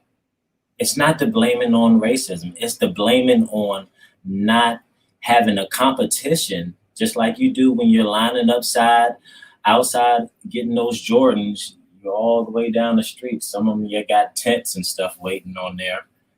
But there's no blaming on anyone. That stuff is over with. Okay, it's about full opportunities right now that you and I and everyone have the drive to. No, I don't date white women. I would though. You must date white women and hang with white guys, huh? So my question is, to what you just said right here, that last little bit, is that not what Umar Johnson is doing by building this school? No, he's not. He's not saying to stay with family. He's saying to build the black family. But how can you control who you want to love? How can you control that? How can another man control you? He's not trying to control you. He's trying to give you. He's trying to educate you. That's what he's trying to do. He's trying educate and control is two different words. He's trying to help rebuild the black family, the black union. So he's stating to you, please listen. He's stating to you to date within your own race. Okay? If you don't date within your own race, how can you then come out and then try to be a forebearer for the black community if you got a white woman on your arm or a white man on your arm? You cannot then come and try to lead or tell a young black boy or a black girl to be black. be proud to be black, but you married a white man. What is it to be proud to be black? What is black excellence? And before we get to that point, let me show all the blacks about black excellence. Let me roll a soundbite. Over a single bottle of water. The victim saying things took a turn for the worse when he didn't want to buy a bottle of water from a teen. CBS 46's Sierra Cummings is live there tonight. Sierra, you were able to speak to one of those water sellers. What did they tell you? Well, they've got a message for their fellow sailors, but first, the victim was shot right here, the local smoke shop, capturing the entire thing on surveillance. And as you mentioned, it appears this all happened because that victim did not want to buy from the self-proclaimed well-known water boys. Police say kids told a customer coming from the nearby deli to buy a water from them. That customer told them to leave him alone as he walked back to his van. APD said because the water boys talked disrespectfully to the customer's wife, there ended up being some back and forth. You can see the kid pull out something, and moments later, the customer appears to be in pain, checking his body, realizing he was shot. Here on Greenbrier, the kids are known to be adamant about making a sale, but we talked to ones here today who had this message to share with their fellow sellers.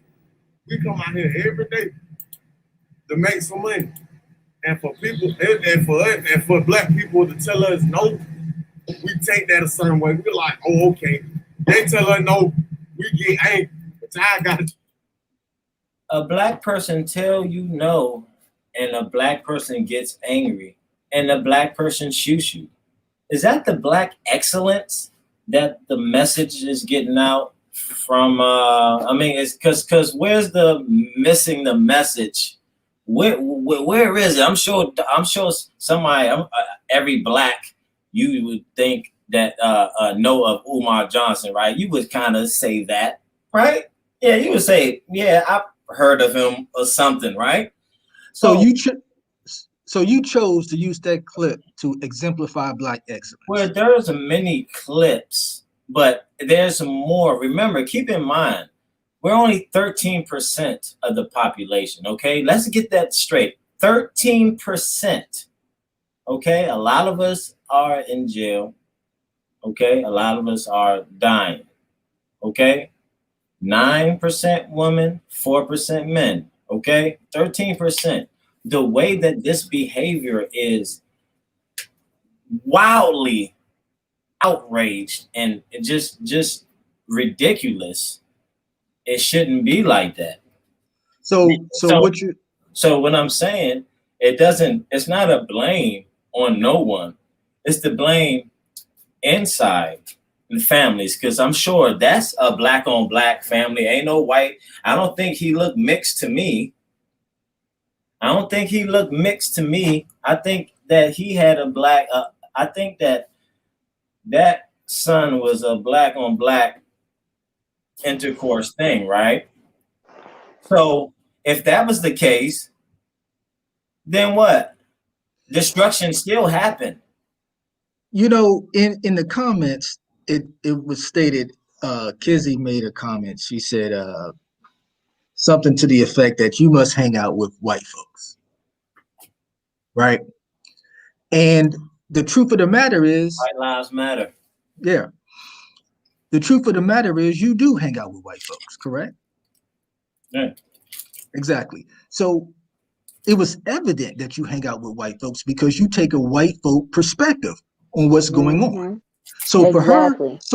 for her to actually be able to pick up on that Without even knowing you. shows exactly the problem that we have with white folks. The disconnect that they are we controlling your narrative. Yes, because you chose that clip. You chose that clip to exemplify black excellence. Are you kidding me? You forget what black folks, the circumstances we have come out of, which has led to the behavioral problems that we have today. You think we just landed on the planet and we was just savages like this? You think we just fell from the sky and this is what we were? Well, someone had to learn the behavior from the first people that was on the earth, right? Well, if they had to learn something, I mean, you had to get some type of knowledge from somewhere, right? Well, Black folks were forced into certain behavioral situations because of the circumstances we were in. You got to understand that when we came out of slavery, right? We owned nothing. We didn't have no money. You got to understand where we come from, man. You think like, okay, today is today, and this is where the rest of the history, this is where history starts. It doesn't start today. Our behavior stems from a long line of oppression of Black folks. It's not just we dropped out of the sky and became this. I want to let all the Black folks. It's a learned behavior. Come on.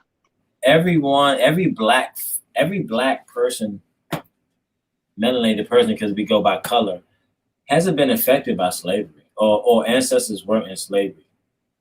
That is true. How do you know that you're the one that was affected, and you're not just spitting this because all Blacks want to be in that conversation because they feel so empowered by it, and really ain't shit?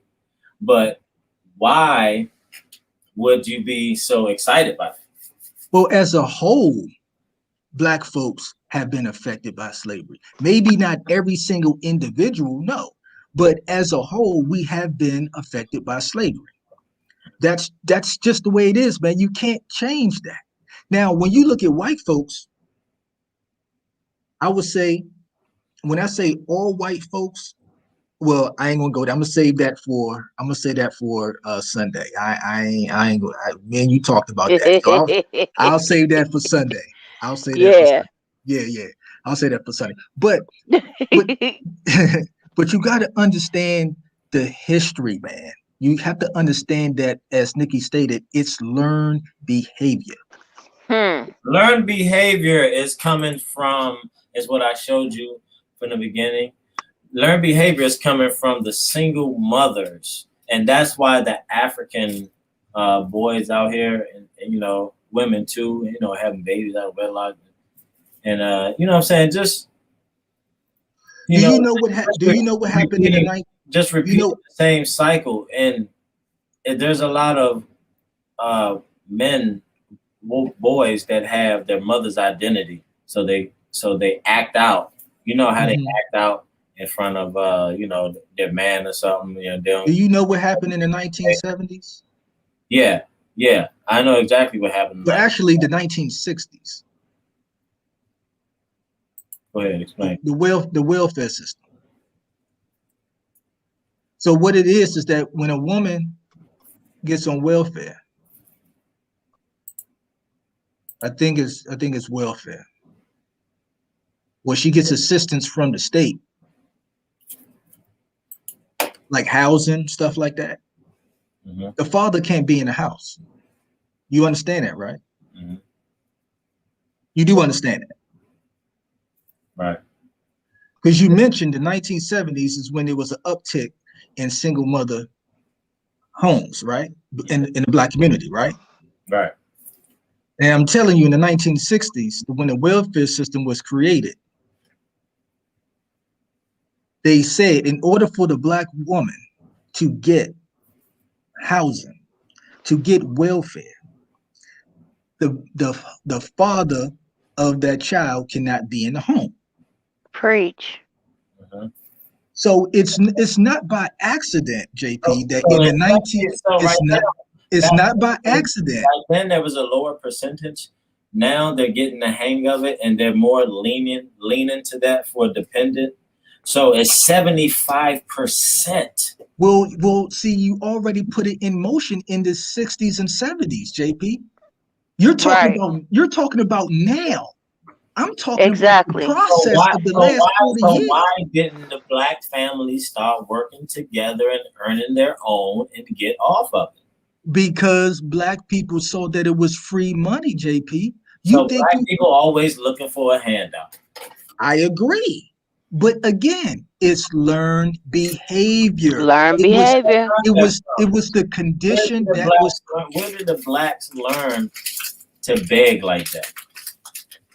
And let's take into account that while they were removing the black man from our household for us to raise our kids with a roof over our head, let's also take into account what was happening to the black man back then in the 1960s. They would go to war, come home, be in the street, get introduced to drugs, and next thing you know, they robbing and stealing and killing. Like, it's a learned behavior because you put them out of the households of their woman who needs to take care of the kids and put a roof over their head. So what did that leave black men to do? Like I was saying, come on, man. Learn behavior. Learn behavior, JP. Come on, man. All black, listen. All black people didn't fall for that. And I want to get on this topic right here. They dump crack in our hoods. The white man can drop a big bowl of crack in the middle with a hood, and blacks would kill each other try to get there. I mean, they'll rip each other's neck off, try to get to that crack. But the other ones with the morals and, that think critically, they go the other way. And they say, you know what? I can make a way this way. I don't have to go into the path of destruction. I can go another way and I can make it. But no, the blacks, that's the crabs in the bucket, wants to pull you down to this evilness and this world of begging and this world of blaming, saying, oh, no, I can't do it because it's their fault. I can't move because it's their fault. Okay? Oh, hold up.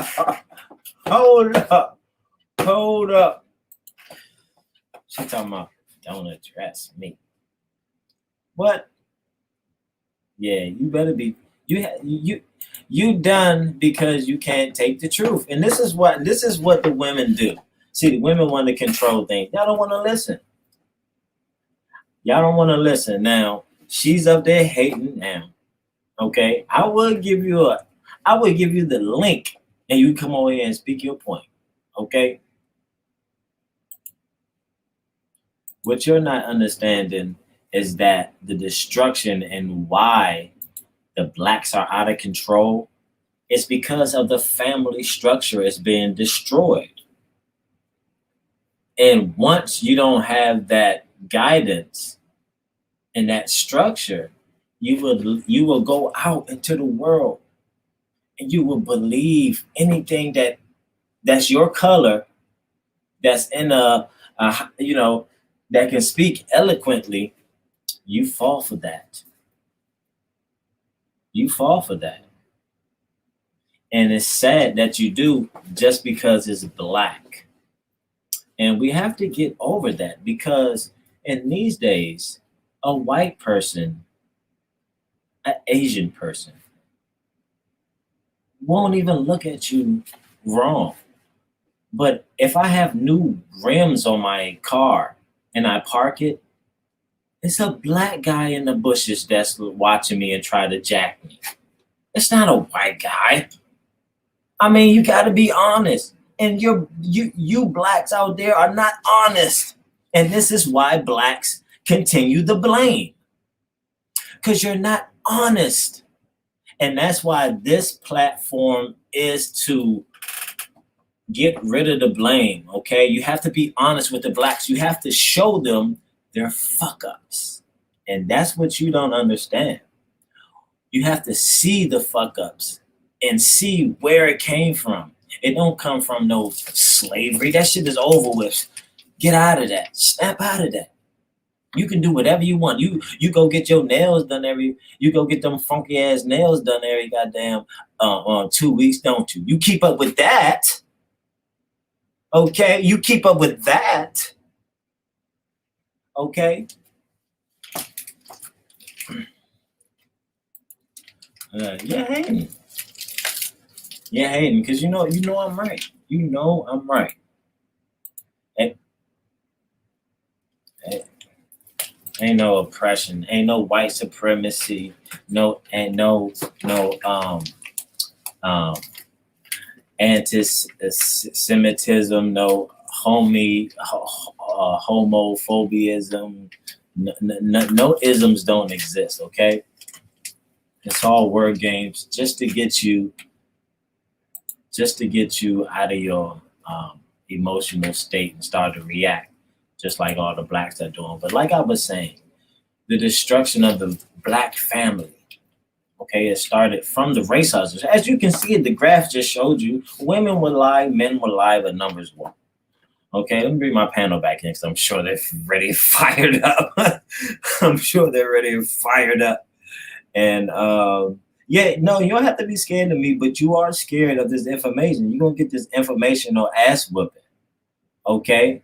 Because you should stop blaming, okay? Okay. Oh, you do? Okay, mama. All right. Tell everybody about the roll out. All right, y'all. I gotta go because I got something to take care of tomorrow morning. But I just want y'all to know, do y'all research, stand your ground about what you believe in. Don't allow yourself to be altered. And at the end of the day, pay attention to who you listen to, especially if you about black, because you might find out that they've been listening to the white. I'm out. All right, mama. See you later. Yeah, like I was saying, Kizzy, you are totally wrong. Okay, you're emotional. You're an emotional woman, and you don't see clearly because you probably don't even listen to the man anyway. Okay, you probably are you independent? Let's go ahead and answer that first. Are you independent, John? So while she gets that question together, get that answer together, see if she's independent. How do you feel about a grown man blaming another man? How do you feel about that? It depends on what he's blaming them for. What is the blame? Well, that white supremacy is stopping him. Well, again, and I think I answered this the other day. White supremacy isn't stopping you from doing, things to be successful in life. Okay, you don't have to do drugs. You don't have to go out here and do illegal things, crime, stuff of that nature.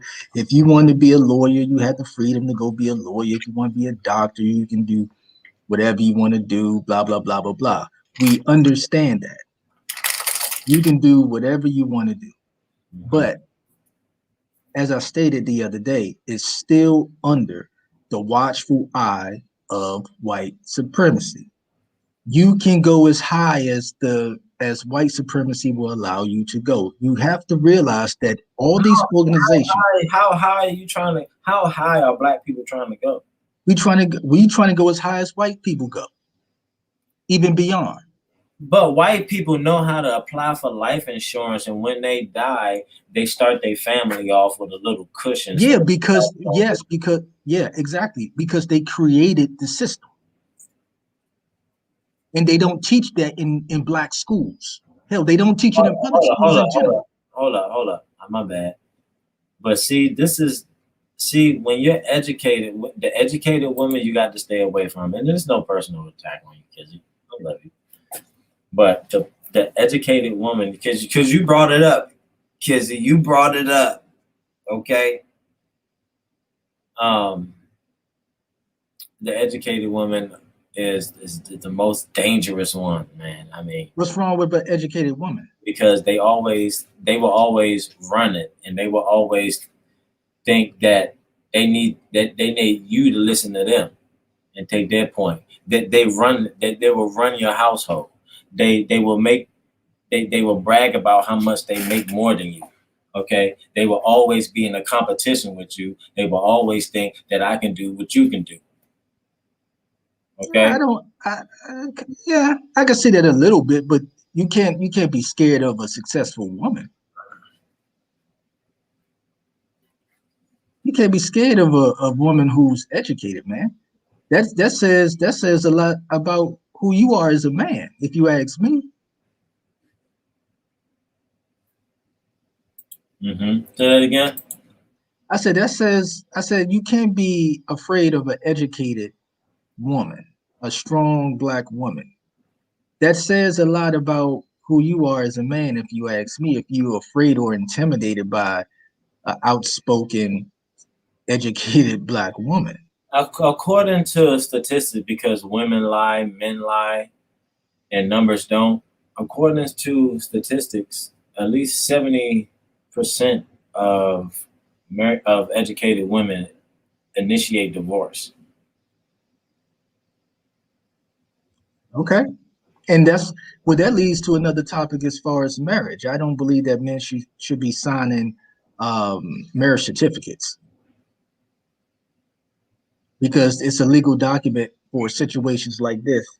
Like when women figure out one day they don't want to be married no more, that puts the man in a position where he could lose pensions, he could lose half his money, blah, blah, blah, blah, blah. But that's another topic we can discuss. We'll discuss another day. But yeah, okay, I get what you're saying. Don't go nowhere. Don't go nowhere, because this is just heating up. Don't go to sleep. Should be off tomorrow. I'm the one that got to work tomorrow. Okay, I'm the one that got to wake up early tomorrow. Okay, but I'm still here with you because you still not listening, kids. Okay, but it's cool though. But just stay right there, because I got some more stuff for you. So you saying be with a black queen, right? Mm-hmm. As you can see, what are your thoughts on black women? I love black and they be honest now.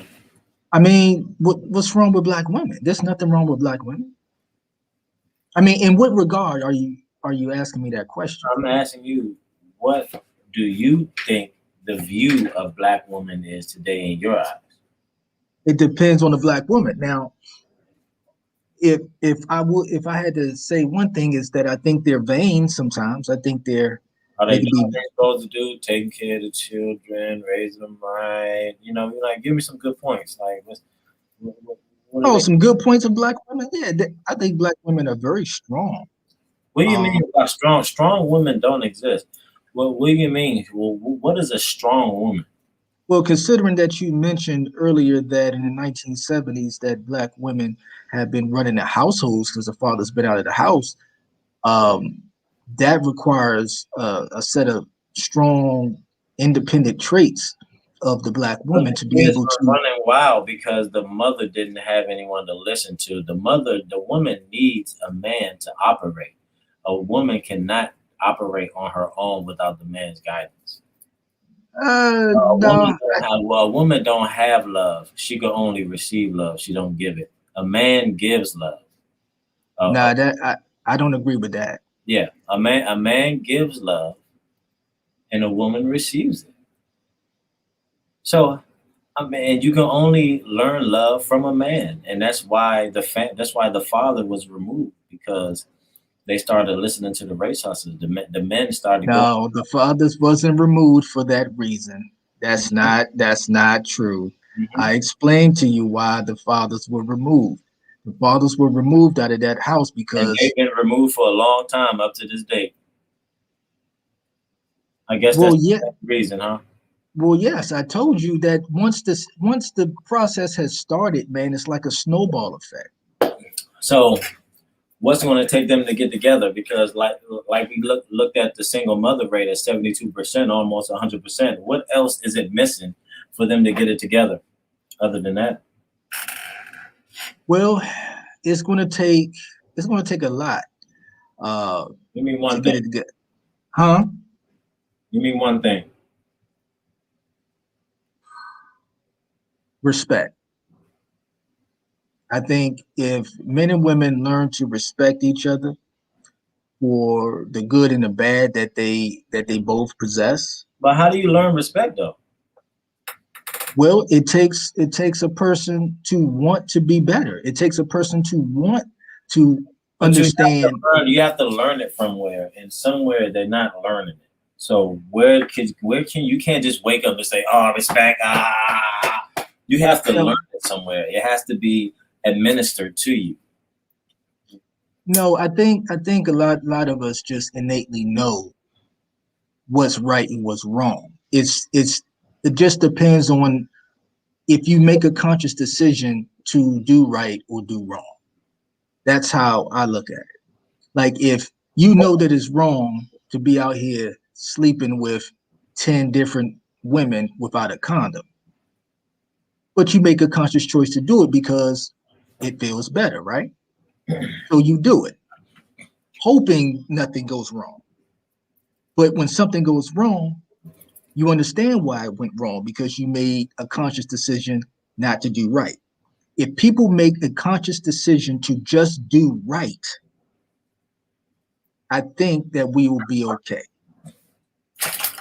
You can't just, you have to learn that conscious decision from somewhere. It has to be an example, just how they go by example of off the media and off the music videos. That's an example on how they should act, and they acted. So you need that example to be there. And it's only probably one place you can get that example, and that's from the home. The home is where it starts. Everything starts from the home. If it's already broken when you was born into it, then you would be broken. One thing that I do agree with Umar Johnson, and I used to listen to him a while ago, but then I just, I just couldn't, back when I was in my, my all black days, when I was black on the inside and the outside. Before you started hanging with white folk?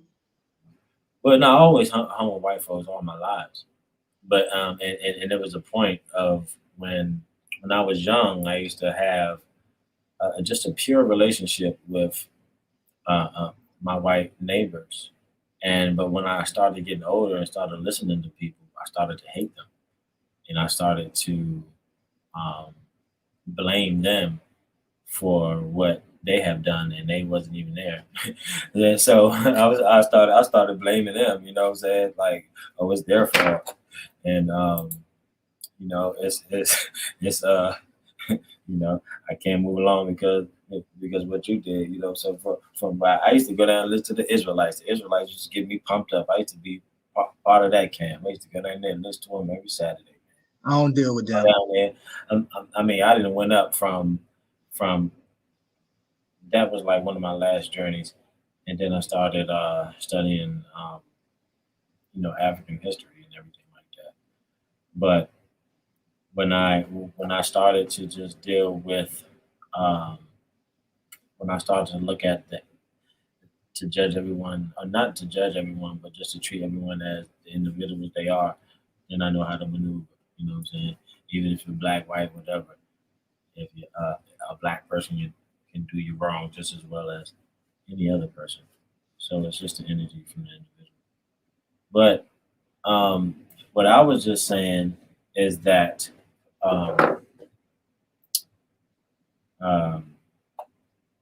Kizzy had left, and I wish I could interview her because I really want to get her point and try to get to know her and how she thinks, stuff like that. There's a lot of information out there that black men are probably missing, and black women are probably missing, and we can only learn from each other and ask each other questions like we're doing right now. All right, can you be naturally born racist? John. No. Well, hold on. Well, yes, you can. You can be naturally born racist? Yep. Who has more privilege, black people or gay people in America? Gay people. Is it possible for blacks to be racist to white people? No. It's not possible. He said it's not possible for no possible way a black person could be racist towards a white man. Did you vote for Donald Trump? I didn't vote for none of them. I don't believe in politics. Do you support abortion? For the right reason. Do you believe an unborn child should be killed? Should be murdered? For the right reason. I don't believe that a person should just, you out there just fucking around, get pregnant. I mean, you just use abortion as a form of birth control. I don't believe that. But now if you get raped, something of that nature, then I mean, why would you want to live with those consequences? I mean, you got raped. Have you heard of adoptions? Adoption, yes. Okay, would you reject information that was useful for you from a white man? No.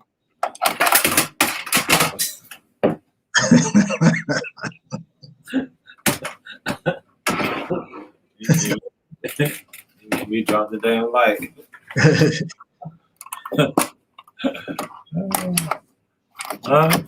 You said no? No, I wouldn't reject it. I got a lot of good advice from white folks. Do you love white people? No. Huh? No. You don't love white people? No. Why do you have evil in your heart towards white people, towards the whites? I didn't say I have evil. I just said I don't love them. You love black people? Yes. Why? Because I'm part of them. They're part of me. They represent me. How do they represent you by doing what? What are they doing? What are black people used for today? Like, what are they for? What are their purpose for today? Well, we share the same commonality in a sense that we are under a white supremacist agenda. Huh? And hold on. You say black folks, we share a commonality that we are all under a white supremacist agenda and system. How can you prove white supremacy? Yeah, and did you think about it when you woke up this morning? I could prove white supremacy by just opening my eyes. That's it. So how did you think about white supremacy this morning? Didn't think about it. It's not something that I just walk around and just think about all the time, but I see it every day. How does white supremacy stop you from doing anything? White supremacy doesn't stop me from getting a job. It all depends on what it is you're referring to when you say, what is white supremacy stopping you from doing? Let me ask you this question, since you're asking me a question. Let me ask you this. Do you think white people would share power with you, a black man? Would they share their white privilege with your black ass? Hell yeah, some have. Yes, indeed. But they won't. Yes, indeed. I'm this is what happened to me when I at my job. You know, I run to a lot of white folks there. You know what I'm saying? What had happened when the coronavirus started happening? Our own jobs didn't even look out for us. Man, it took this dude, man. I ain't gonna put his name out there, but man, fuck it. My man Edo, man, dropped 15 on me, man. And it was a white dude. You know what I'm saying? Ain't no black dude reach out there and say, man, take this. I know you down like that. I ain't gonna because lie. they may not have had it. No, I ain't gonna lie. I ain't gonna lie. I got a couple of gift cards. But he definitely looked out for me, man. So I can't never say that I've been affected or that a white dude didn't look out for me. A white dude look out for you too. And Absolutely. You should appreciate that. And it's not really their fault. Now let me show you what's going on with this right here. Let me play a soundbite.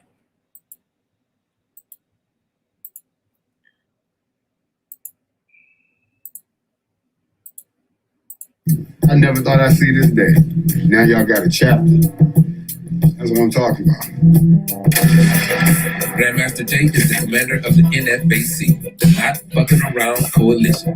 Yep, it's the largest armed black militia in the country. Today, he's meeting new members to see if their shooting meets his standards. Don't come out here and try to qualify with a weapon that you're not comfortable with.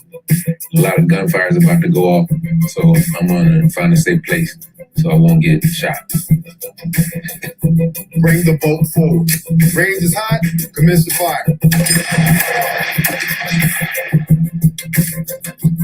When folks look at the NFAC, they see black folks with guns. They've been socialized to think that when I see a black man with a weapon, then it instantly must be negative. But when I see a white person with a weapon, they must be doing something patriotic. If all you see is black men with guns, then I'm not the one with the visual problem. You are. The defense of the black race does not mean attacking someone. It means just that, defending against attacks. It's not the NFAC that has so, you can go pretty far in America. You can build your own militia in America the right way. Now, he had got locked up. I don't know if you heard. He got locked up because he pointed a gun at an officer. You know what I'm saying? I don't know what he did that for. He pointed a rifle at the officer, so they locked him up. But you can do anything in America, and this is why America is so great, and this is why a lot of people are running to America. You think if there was a white man who pointed a gun at the officer, he'd be locked up? If you say that if it wasn't a white man that didn't shoot, that the officer didn't shoot or kill because the white man had the gun, and I was trying to work with you, but it was a black dude holding the gun to the police officer, which really the police officer should have really shot him, right? Because they always shoot black people, right? You didn't answer my question. If there was a white guy who did the same thing as that black dude, you think that white dude would have been arrested or perceived as a threat? That white person would have died. That white person would have got shot up. That white person would have got shot up. But the black person didn't get shot up. They arrested. That person didn't get shot up. No. But if it was a white person, they would have shot him. Yeah, they would have shot him. I'm telling you, police kill more whites, unarmed whites, than blacks. So yeah, he would have shot him. Well, you got to put that in context, though, JP. Remember, black folks are only, as you keep stating, 13% of the population. White folks is like 67% of the population. So you have to put the numbers. You can't skew the numbers. It's still, I understand, but it still happens more on the white side. Yes, because there's about 52, 53 million more white people in America than blacks. Of course, it's going to happen more by just the sheer numbers. You're missing the point. The point is why. The point is why. I just told you. If there's 53 million more white people than there are black people, then there's going to be more white people shot than black people. I don't know any other way to put it. 53 million more people? Yeah. Well, you're right. In that case, blacks can't say that all cops kill blacks, because in that situation they didn't. But back to the point of what you can do in America, because America is the greatest country where you can do anything. You can drive anything. You can live anywhere. And that's why all the people are trying to come here, even the illegal aliens. They're trying to come here too, because they know how a great of an opportunity to be in America, and the blacks are sitting there begging for reparations and stuff like that. But that's not saying much, because Mexico they killing their own people down there, man. You gotta consider the conditions that they're coming from. They need to fix that down there. Yeah, but they're leaving their country so they don't get killed. That's not true. Do you know that they're sending their kids out in the wilderness for them to get trapped and killed too? Without them even coming, they just send the kids out there. What do you mean sending the kids out where? To cross the border. Well, yeah, they're trying to get them over here. You know how dangerous that is? Well, it's dangerous just staying there. It's dangerous staying in Southeast too. As you can see, if a girl, like I played the clip earlier, when the guy, I guess he felt a little jealous, he turned around and shot her, boom, you could lose your life just like that.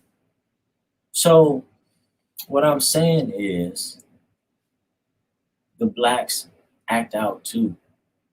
Okay. No, you know, I believe it or not, I get the points that you're making. So America is full of opportunities, and there's no excuse for any black to have a drive or determination to do what they want to do, drive how they want to drive. You see how Mayweather lived? They're living good, man. And I don't think white supremacy or racism has affected him. I don't think he's waiting for black people to put some money in his pocket to build a school. But you're only pointing out just certain instances. You're pointing out all black people. No, you're pointing out exceptions to the rule, man. That's what you're doing. What's exceptions to the rule? Mayweather wasn't born with no silver spoon. You know what? I'm going to send you a link. Okay. You need to listen to this guy I listen to. His name is Dr. Claude Anderson. He was on the Breakfast Club about a year or two ago. I'm familiar with him. Yeah. I want you, when you get a second, I want you to listen to this wise old black man who's 80, I think he's about 87 now, because he was 85 at the time. Listen to this guy. He will explain the financial disparity between blacks and whites in America. So when you say that blacks can do whatever they want to do, you're absolutely right. But whites do whatever the hell they want to do. So why, but why is the blacks always in a race to meet up with another race? Like, do the blacks automatically think that they're weak, and they say, "Oh man, I gotta catch up with y'all, man. I got to do what you got to do. You want to jump off mountains? I ain't seen no blacks jump off no mountains though. I ain't seen no blacks do all that skydiving shit though. Y'all stay away from that. But other than that, y'all try to equal up with all the whites on something else. Even though there's trillions of dollars that's going into industries that we, you know, in our community instead of ours, we got the money, so you can't say we don't have the money. Well, we've been trained to love white people. We have been trained to try to emulate what they do. People are missing out on the white people when it's the Arabs and the Jews. Well, I mean, which happen to be white, but they hate the white people too. So which white people are y'all talking about? Because all white people not the same, just like black people not the same. Well, they all had a hand. All black people are not the same. No, we're not. But all the races you just mentioned has had a hand in the oppression of black folks at some point. One point was first that the Arab had captured the Africans first. Why is the people so hung up on the whites when the whites learned from what the Arabs learned from the Africans? Well, understand that what white supremacy has done to black people during the slavery time and what they continue to do to this present day is unmatched in world history. You find me another situation in history as it relates to slavery of one group over another that rivals what white supremacy has done to black people. So you go back and research your not Islamic, what you call them, who are you just talking about? The Arabs? Mm-hmm. Yeah, go research their treatment of black people, or Africans, I should say. They were just as brutal as the European slave days. They were just as brutal. And remember, how long did it last? That's why Islam is the first religion. Well, Islam is the oldest religion. So that's why Islam's not the oldest religion. Islam is the oldest religion. Okay, let me ask you this. What period in history, what year was this slavery you're talking about? This Arabic slavery of black people or Africans? I'm gonna find out, but keep talking. Okay. What other questions you gotta ask? So, no, but what I was saying is that I can't think of, and I haven't heard of no other slavery, oppression of a race that rivals what black folks have gone through for the last 400, 500 years by the hands of white folks. So that's the only slavery that you really even heard of, right? That's what you're saying. No, I heard of others. I know there was slavery in Africa, there was slavery in Europe, there was slavery in if I'm not mistaken, in Jerusalem. Yeah, in Jerusalem. The Jews were slaves. Like, I know there's been slavery all over the world. I mean, that's part of, how civilizations around the world has been built, was based on slavery. But what I'm asking you is, and a lot of those situations where there was slavery, they was more of indentured servants than they were slaves. They were paid for their labor. Maybe not much, but they were paid.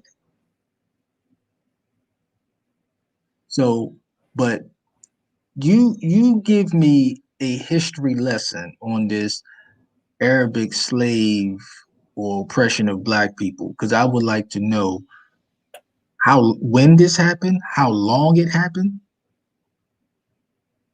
They say it happened in the East Africa. Okay. What year? 17th century. The 17th century. So we're talking the 1600s. That's when slavery started here.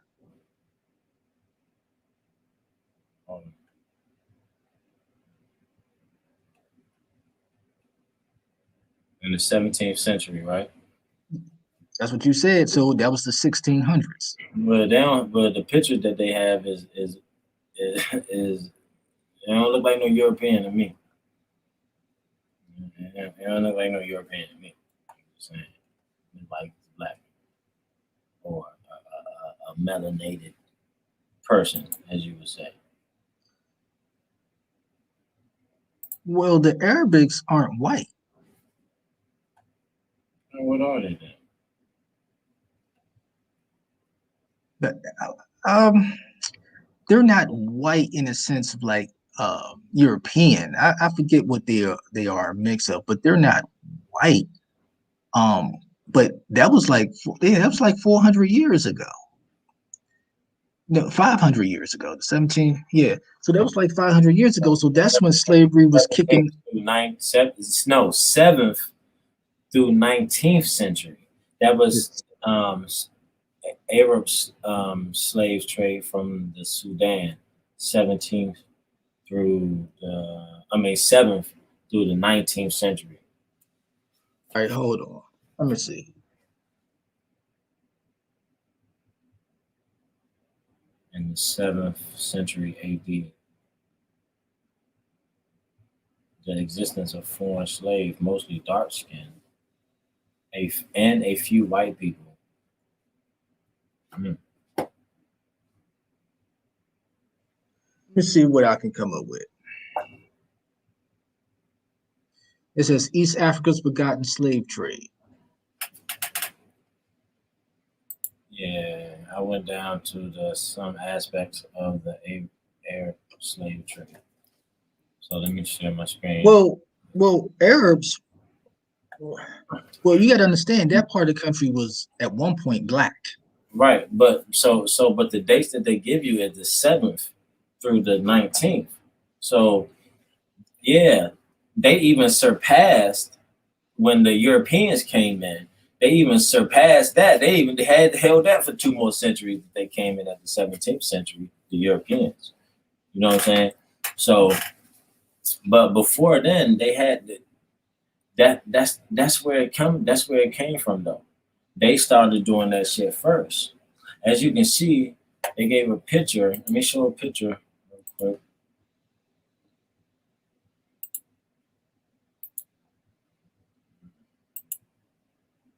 Let me share my screen.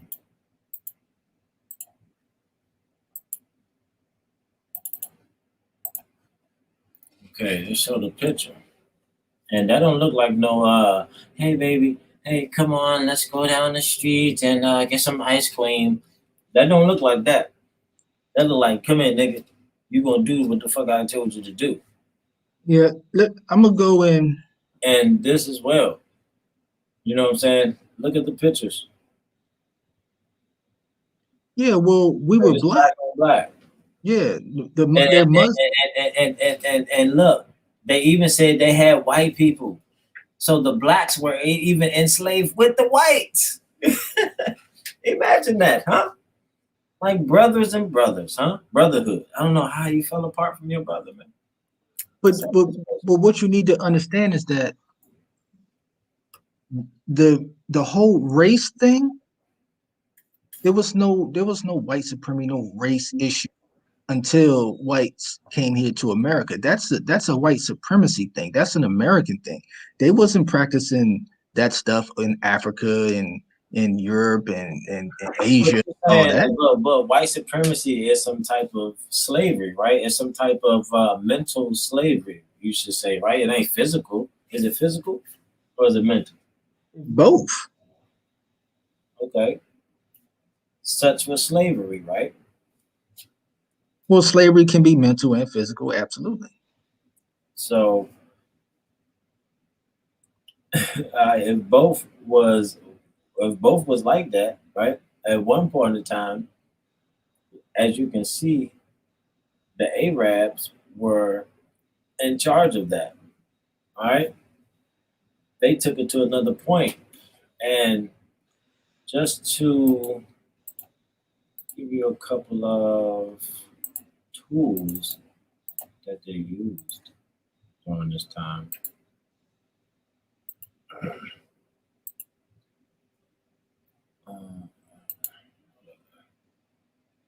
They use certain tools and stuff, you know. It's glitching up on me right now. You know, just what they use for transportation. You know, the Barbary slave trade refers to slave markets, the Barbary coast of North Africa, which includes Ottoman province of Algeria. See, this is all the stuff you should be doing between the 16th and the middle of the 18th century. Okay, the Barbary slave trade. Oh, another one. You know about that one? Maybe not. No. Okay, so let's go ahead and go on. And that was real brutal too. That was over in North Africa. Okay. It was abolished on 23rd, 1846. Okay. Slavery in Libya. Same thing. North Africa. Sudan. You know about that one. The Sudanese. So it was a lot before the Europeans even came. Well, yeah, there's always been slavery. It's amazing how all the blacks are mad at the Europeans, though. As you can see, we just went down the line that even the blacks were enslaved with the whites during the Arab jump, but they don't teach you that, though. Oh no, all the race hustlers, they don't show you that. They don't show you that, hey man, he was your brother in slavery. No, they want to keep you blinded so you won't have to work and unify. And once you're unified, you'll put everything together because everything is universal. Everything is connected. You are already connected. You're connected to everything. So once you understand that, you will know that when you're looking at you, you're looking at me. so to speak. We all come from the earth. Anyway. So you're comparing the Arab slave situation with the European slave trade over here. Oh, it's not even comparable. It was even more brutally. It was messed. It was way worse than the Europeans. Okay, I'm gonna go ahead and I'm gonna research that. I'm glad you brought that up. I'm gonna research that myself. Yeah, research that, man. You know, we had some haters on today. I love it. I hope she gave me a thumbs down. I really appreciate it. And if you gave me anything, please, if you're here, go ahead and like that video. And I hope you had an open mind today. And that's just the thing about sharing information, getting to know the other side of the thought process of what we all been, I guess, not forced, but drilled around or surround ourselves to believe. You know, when you keep an open mind, you know, you think a little differently, and that's what I bring to the table. I bring to the table the other side of the mind instead of the, you know, a lot of us lost our left, we use our right. I try to go back into the critical thinking, which is on the left side, and I try to critical think and assess everything that's going on with a non-color or so-called racial eye. So I just really look at it from a different way. And we got to thank John for coming in today. I mean, he played a big part. It was amazing that he came in today, man. We want to thank John for coming in. Thank you, John, for coming in and representing today. You will have another chance to defend yourself on JPTV, believe it or don't. Man, we had an amazing time. For the people out there that was here, I really appreciate it. We won't forget about you. Let me show you a comment. Okay. Okay, but we still love you, baby. All right. It's all love. All right. Before we go, John, anything? You want to tell about your big thing that's happening on Sunday? Oh, well, yeah. I mean, you know, we're going to have a debate on Sunday. It has to do with my position that all white people are racist. I'll be defending that position March 2nd. So March 2nd. It's March 1st now. So so March 2nd. I guess JP said about 8:30, 9 o'clock. So I will be defending that position against JP and hopefully some of his white colleagues. And, you know, I look forward to shutting them up and proving my point. And there you have it. All right, guys, look, it's been a long night. I mean, we done rocked out. You know what I'm saying? I done ran out of weed and everything. We done rocked. Man, we done rocked out today. And, you know, I just, Sunday, I don't even know what to say. I don't even know what to say, man. Look, Sunday is going to be a banger. Make sure you come through. Make sure you subscribe to the channel. Hit the like button.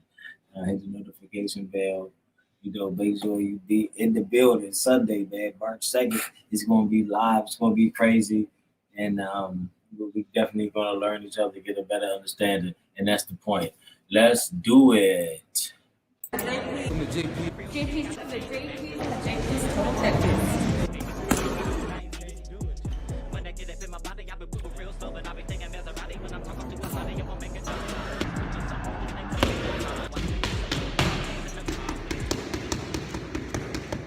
why I come every week, man. It's worth it. It's all worth it.